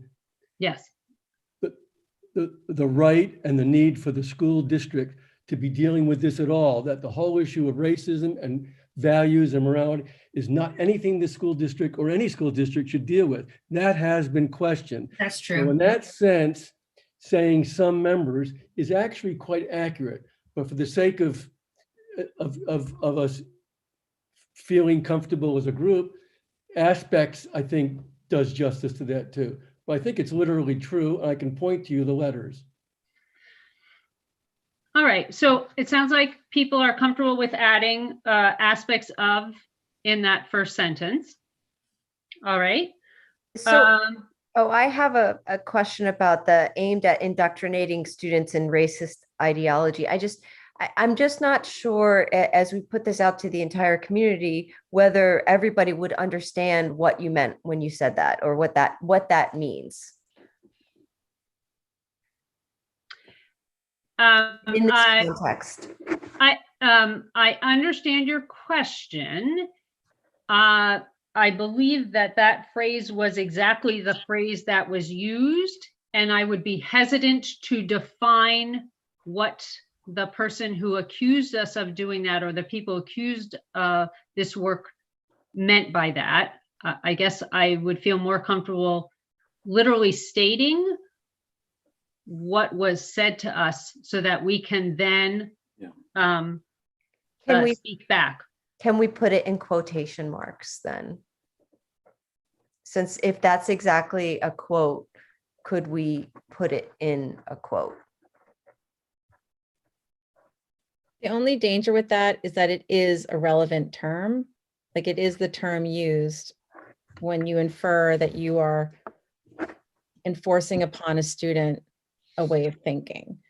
And so I don't know, I totally understand your point, Mary. And like you're saying, like some people may not even know what that word means. I just, yeah, I think that we have a better context because we've read multiple emails. So I think we have a better context for what that particular sentence, is referring to. And I worry that others might not have the same context. And so that's why I'm saying if you put in quotation marks, it indicates that that's a quote from, from the community. And that's what you're referring to. But how does it change the meaning in any way? The meaning is straightforward. Indoctrination is a commonly used term, and it's an epithet when used in education. So this board and the superintendent is being accused of doing something that is going to in effect indoctrinate kids, and that's a pretty big charge. And it was implied and explicitly said by far more than one person. So, yeah. So I'm not sure a quote does justice to the prevalence of that sentiment that we've heard. Yeah, I think that in this context, my understanding of reading the emails that we've gotten is that that the idea is that we are being racist, and help me, correct me if I'm wrong, that we are being racist in what we are presenting to the kids. But it's a use of the word racist that is not what people are used to hearing it, and which was the intent in the email. And I'm not sure that other people will have that context and understand what the word racist means in this context. That's, Gary, I agree with you. I actually put a little note there too to write like anti-racist. Like I was confused by that too. I wrote the word anti, like, do we want to write anti-racist? It's a little bit tricky, right? I'm with you on that. The language itself is confusing. I think indoctrinating is fine, like, right? Like that's the claim. But indoctrinating has no meaning unless you talk about the end of the indoctrination. Right. So is there a way that we can say that indoctrinating students in racist ideology? Well, whether you put racist or anti-racist, I could care less because we were accused of both. Well, I think the idea of the term indoctrinating students comes from, or the accusation comes from, the sense that we would potentially not be giving different perspectives on different materials. I think that's kind of where it came from, to some extent, that, it was perceived we were just, delivering one opinion instead of what we talked about in a couple of meetings with the social studies teachers. That's what I was thinking. It was particularly addressed to the nature of the readings that had been made public as part of this, that were given to teachers and principals, in which people felt that those readings per se not only were an attempt to indoctrinate people, but that therefore we were also going to have students read those texts and be part of that ideology. So it was a broad accusation based on very limited information. So, and it was about, and I think it's fair to say that people were concerned about whether we were going to turn out students who were racist or going to turn out students who were anti-racist. And there were people who would call both of those things indoctrination. Yeah, Well, I there mean, was I a- could see why you would have it in because you really are quoting directly from what some, from an email, as far as I can tell. The only insight I'm offering here is that I just don't know that that everybody in the community would understand the context. That's all. Because the word's used in a way that's not, that's not commonly used or familiar to everybody. And that's all. I guess my concern about adding quotations is two. One, if it quotes one person, it then doesn't kind of represent the number of ways that this idea was communicated to us. And secondly, I'm just a little bit concerned about the kind of putting it in quotes, which may actually just lessen the fact that this is exactly what some of the message has been. And I guess I would be against putting it in quotes. I think that Kristen's point is compelling, that the word anti is probably more accurate in terms of what a lot of people were concerned about.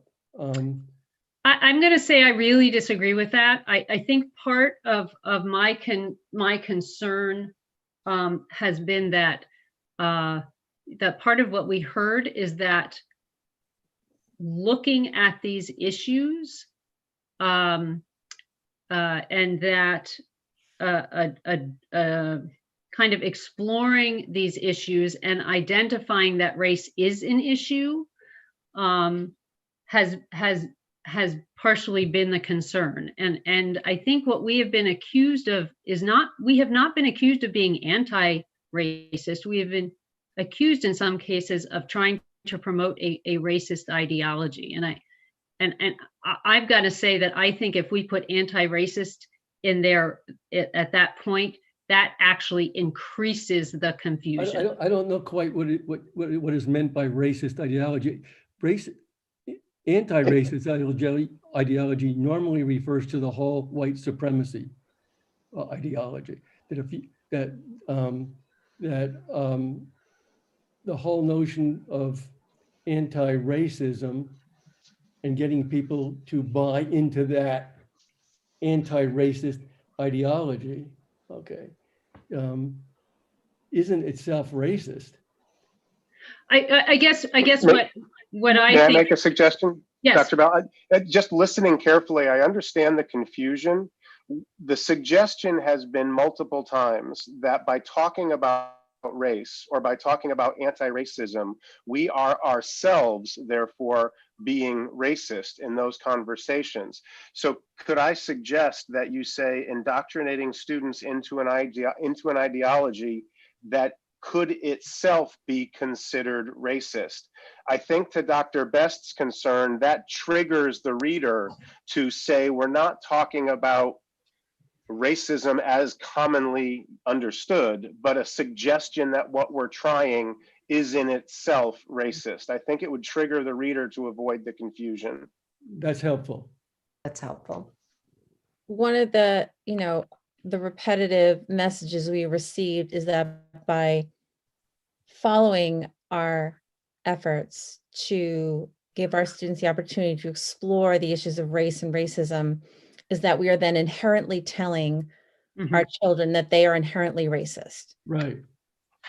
And so this sentence needs to clarify that, because that's the accusation, is that by doing the work we're doing, this is the accusation, is that by doing the work we're doing, we are then telling our children you are inherently racist. Right. And that is not what we are doing. Right. So I want to, as the keeper of the edits, so that we can vote on something that everyone understands we're voting on. And Paul, I may have to ask you to finish or at least provide your suggestion again, which is accusing Dr. Freeman of advancing the Board of Education of supporting an approach to instruction in school culture aimed at indoctrinating students in an ideology that is itself racist.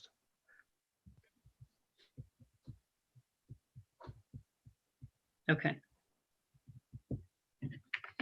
Are I think people it just comfortable with cues the that? reader that it's not the usual, right? Not Okay. the usual usage of the term. All right.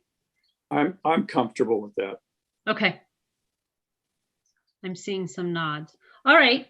Are there comments on the next paragraph or Just any a of the couple things remaining? still in that paragraph, sorry. Neither of these claims is true.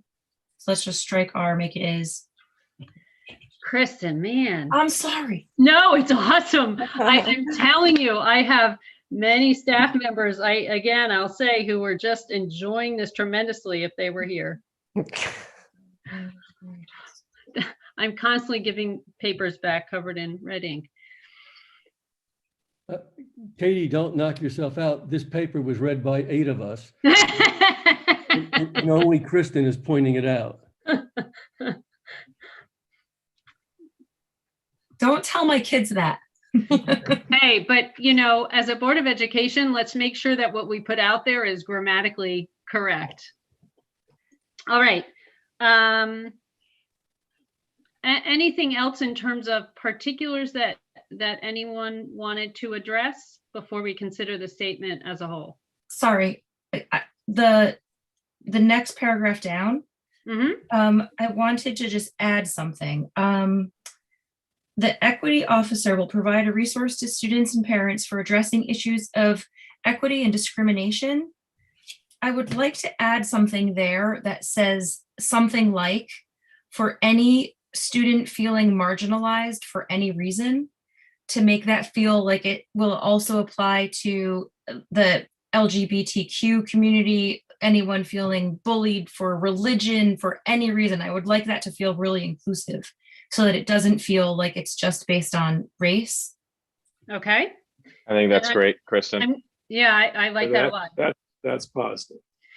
Chris, I'm going to ask you just to make sure I get it exactly. So issues of equity and discrimination. For any student feeling marginalized for any reason, perhaps. I think it's important to have the marginalized term in there. I agree. And then thus allowing our district to appropriately track for patterns. So the suggestion includes striking that arise for students in our schools because it's been replaced. So that then it will read, I'm saying this out loud for confirmation. For any student feeling marginalized for any reason, allowing our district to appropriately track for patterns requiring broader system-wide response. Have I represented? Any concerns about that from others? All right.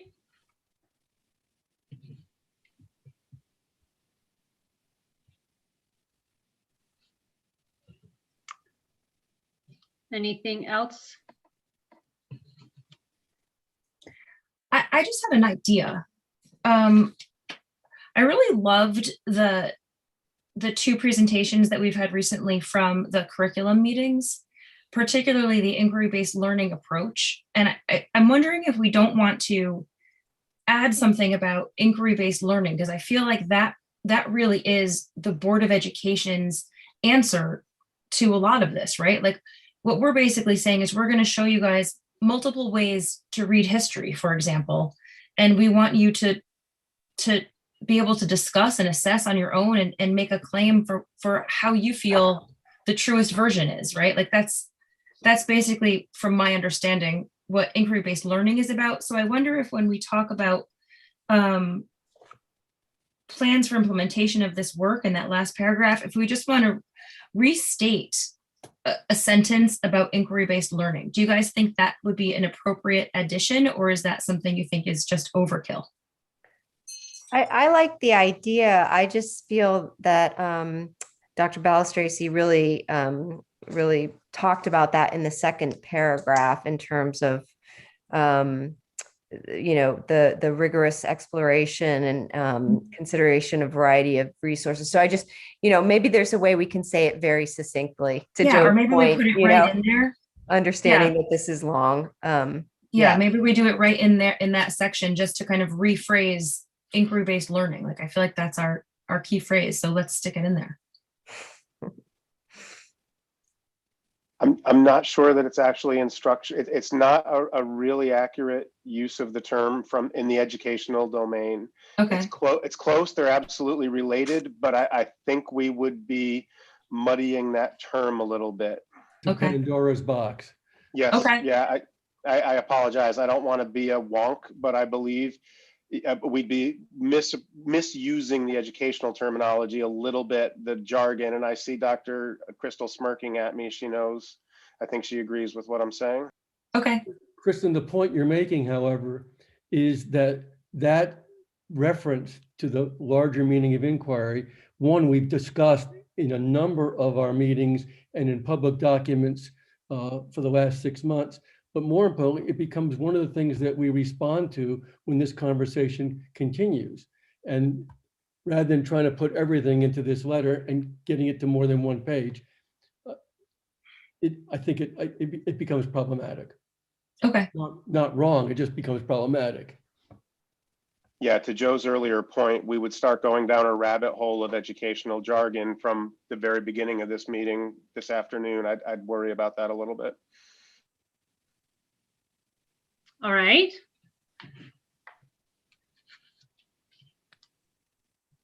Anything else? I would just say there's really nothing in the document about where we're going in the future with this. Although we've said we have a commitment, it feels a little like it's today's commitment. I just wonder if there should be something about this is a long-term commitment, and just a commitment to keeping the work up. How about if you put the word as in the last, next to the last sentence, as we continue to meet? Yeah. Which implies that this is just an ongoing commitment. Sorry, Dick, I'm going to ask you to be very specific about where I'm putting that. Next to the last sentence. We are excited about. No, it says as we meet. He's saying as we continue to meet. Change that to as we continue to meet. The last 3 words of that sentence.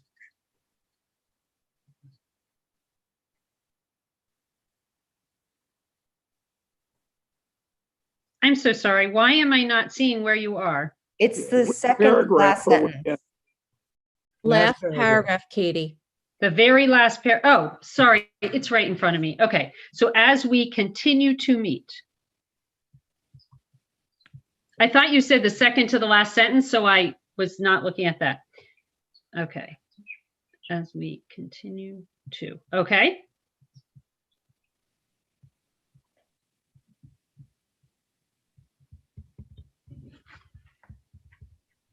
Anything else?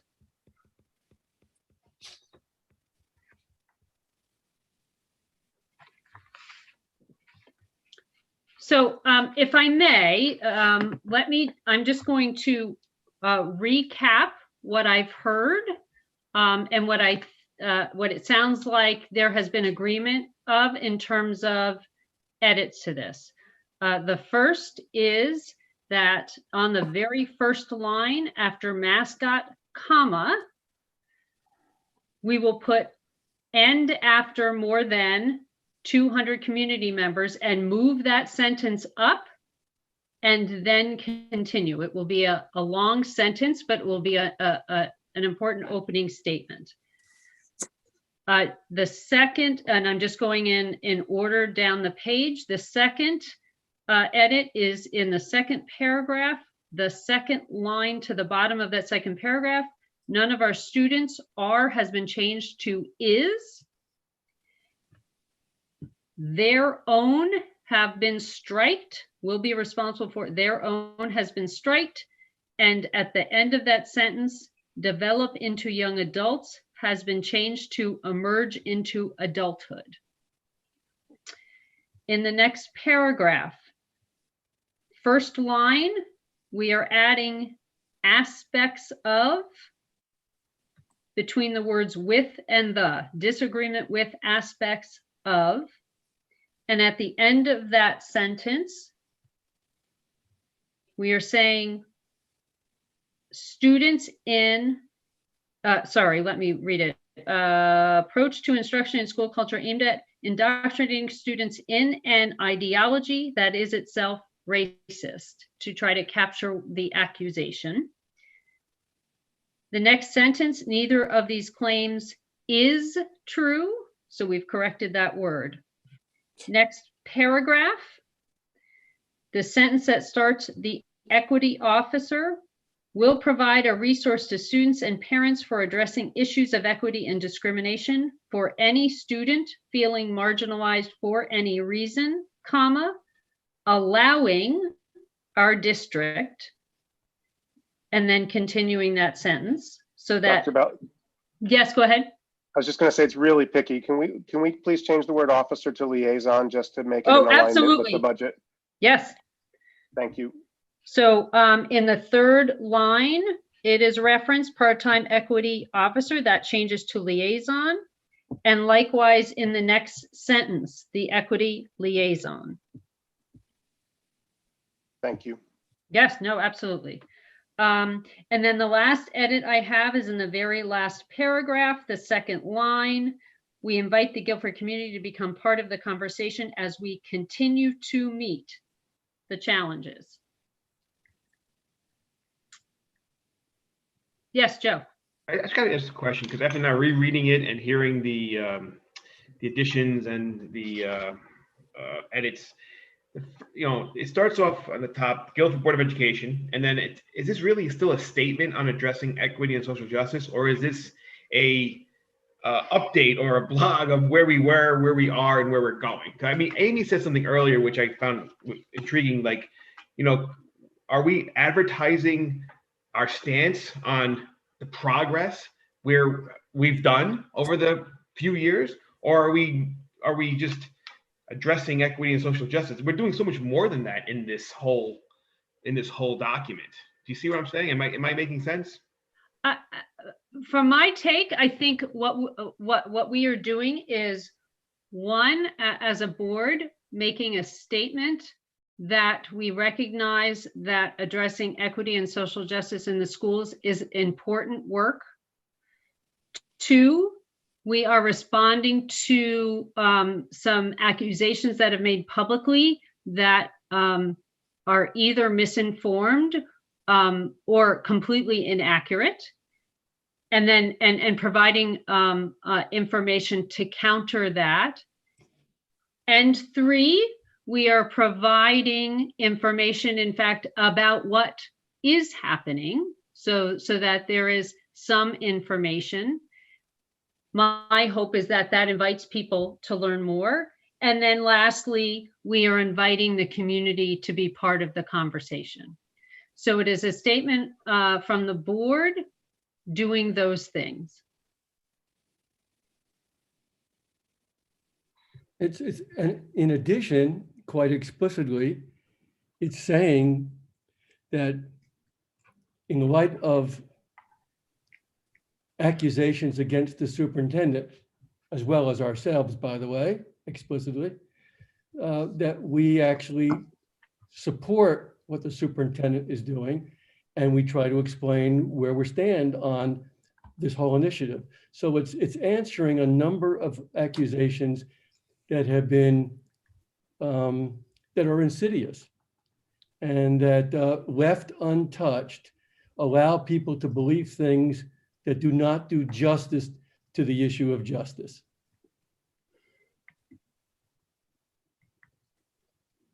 So I've gone through and noted the edits that have been suggested and seem to be generally agreed to. Does anyone else have something that they want to note about the statement, something they want to see in it, or another grammar mistake I may have? I have a couple commas I'll send to you later. Included, which is Joe, I just have a question. Are you talking about, and I don't mean to put words in your mouth, but are you talking about the second to last paragraph? When you're talking about a statement versus, a blog about what we're doing.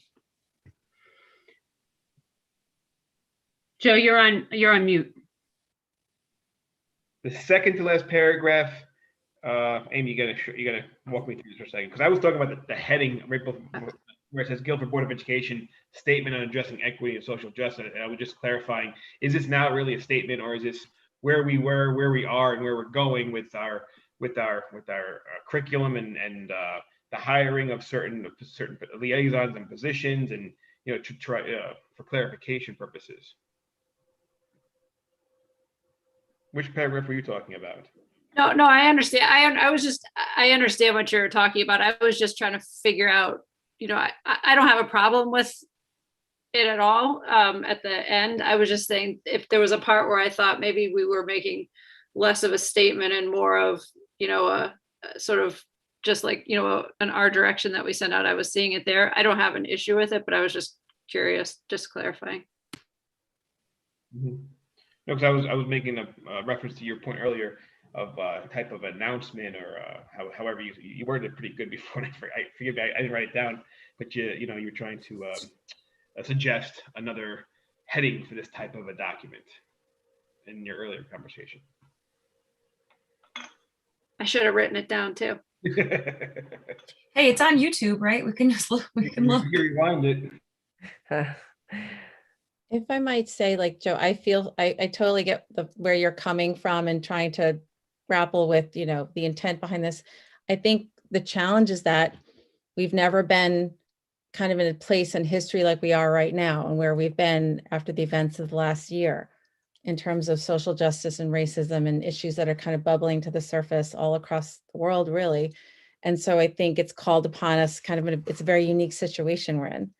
Right, we're kind of in a position where it's such important work that this is where I stand. If it's such important work that if we don't set the record straight and kind of clarify what the intent was all along, where the misinformation is, and where we're going to continue to take it, I think it's like a missed opportunity if we don't. But I understand what you're saying. It's like, why are we coming out now with a statement? But I think it's because we're at this very tenuous place in our history and also in the community.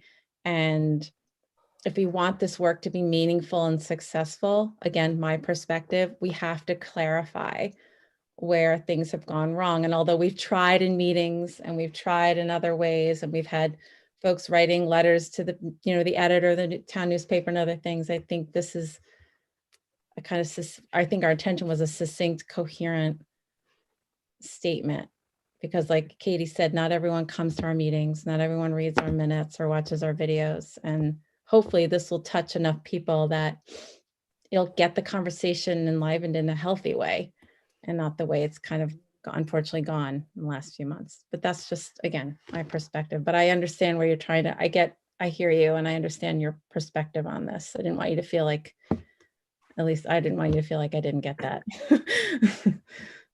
No, I agree, Maura. I think it's also important to, when public accusations have been made, to, make a clarification statement. And I think that's all encompassing the most important part of this piece. I agree with that as well. I now that you're saying this, Joe, I'm seeing it from your perspective, and I think what's happening here is this statement piece, we'll call it, is addressing some comments here that the community has made, and other comments that so it does weave back and forth between different things that people have asked, and I think maybe that's a little bit, so some of it is sort of informational about how we addressed this situation versus other situations. And I think maybe that's what you're saying. It's not all this is how we feel about this topic. There's a lot of sort of historical information in there as well. Yeah, so I do see that point, but I think it's part of the communication that people want to have with various groups.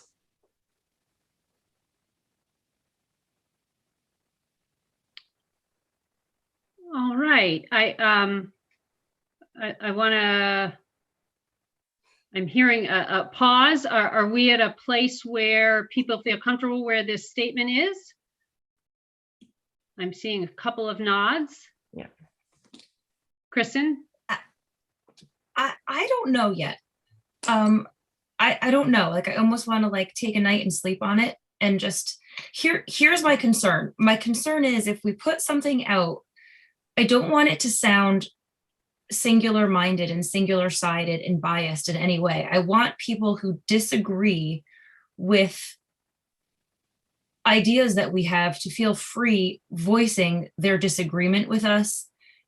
Granted, some of the people have done it in an unsavory way, but I don't want to silence voices who are simply saying, hey, consider this other idea, consider this other text, consider this other source. I want to make sure that whatever we're saying is not quieting people who just simply don't agree with the exact methodology that we're taking. I guess my hope was that that was addressed in the. Yeah, I would say it's quite the contrary. We're actually pointing out exactly where we stand on something, not necessarily negating other people's belief or where they think we're coming from. Yeah, and I understand what you're saying, Kristen, but I also think it's important that this is our statement as a board. And I just think we're walking a very fine line between, all of us agreeing that this is our position, we'll say, versus, changing it because we're thinking that it will upset people. I mean, I just want to make sure that we're careful about that line. And I guess in this third paragraph, the Equity and Social Justice Initiative is not based on any particular ideology, curriculum, or text.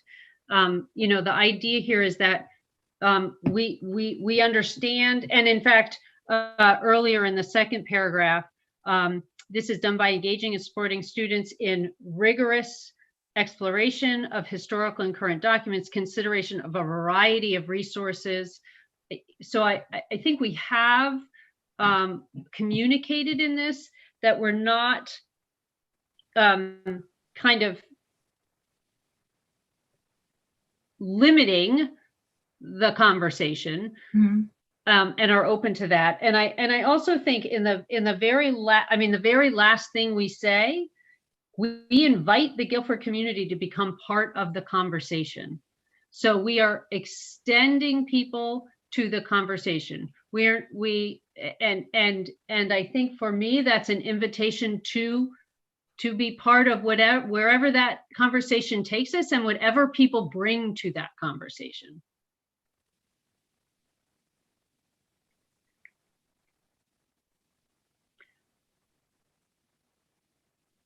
I'm gonna share my opinion as a member of this board, not as a chair of this board.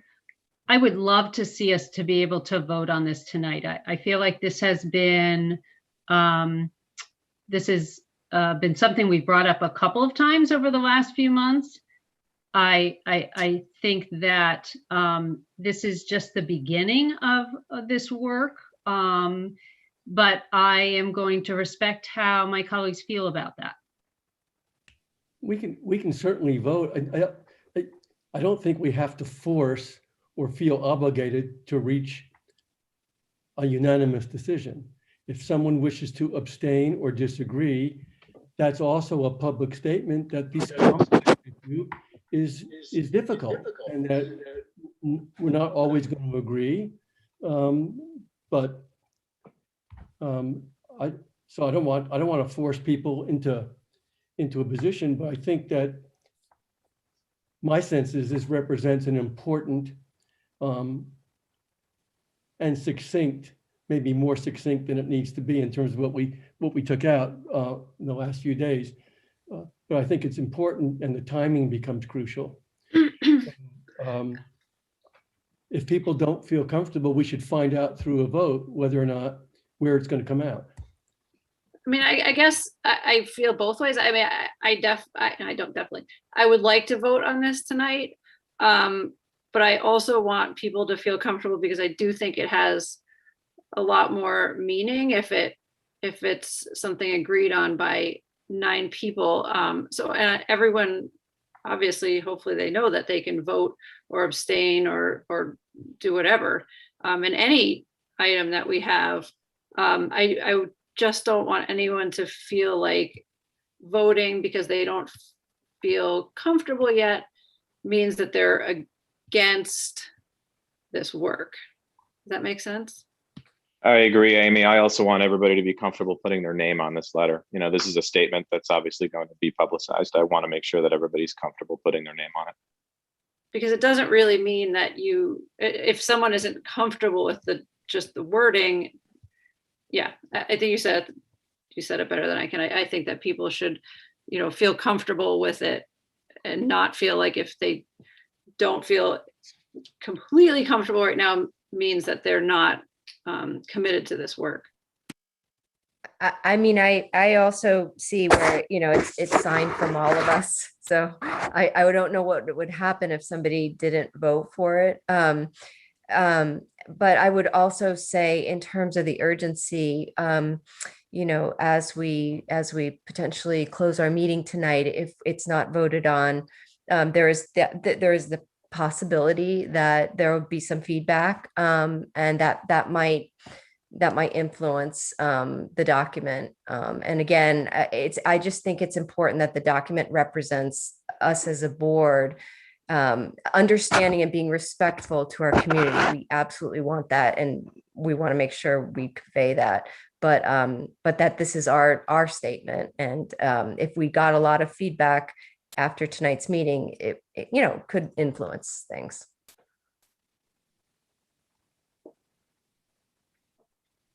I agree with you, Mary. My concern is that this is a public workshop we're having right now, and we've discussed the content in detail, and it's been a great conversation and really thought-provoking, I know for me.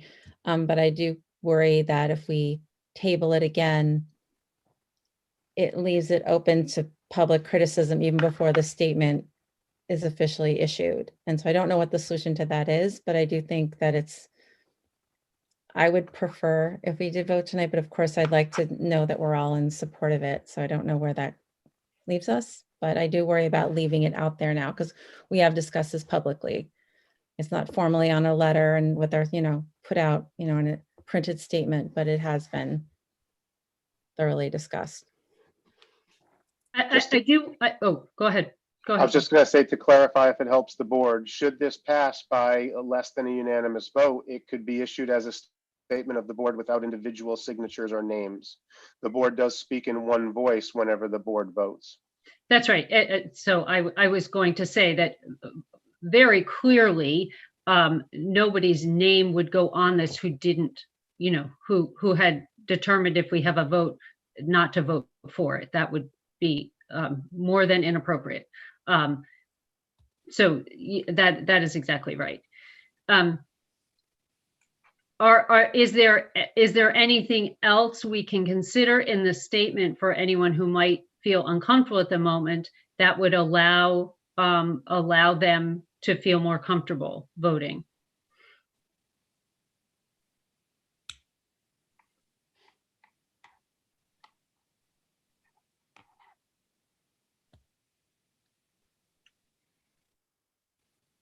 Okay, so I'm hearing nothing now.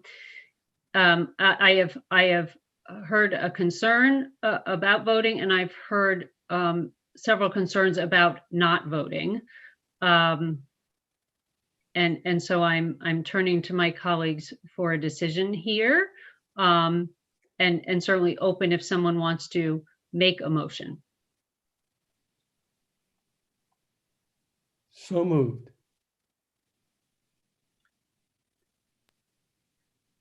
Dr. Hirsch, just to clarify, you are making a motion to approve what we have discussed tonight with the edits for this statement. Okay, is there a second? I'll second. Mrs. Sullivan is seconding that. Okay, is there any further discussion at this point? I just want to thank the groups for very constructive collaboration on putting this together. I think the end product came up very nice. I agree. I appreciate the discussion and different people's viewpoints.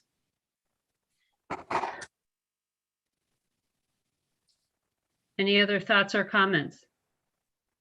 Just that I once again, I'm always happy to be a member of this board because I like that we can have discussions where we may not all initially have the same thoughts in mind, but we can come together and kind of come to some sort of consensus. And I just hope that everybody feels comfortable with the statement we're going to put out. All right, any other comments? All right, so I've heard a motion to approve the statement as we have edited it this evening. And I've heard a second. All those in favor, either please say aye or raise your hand. Aye.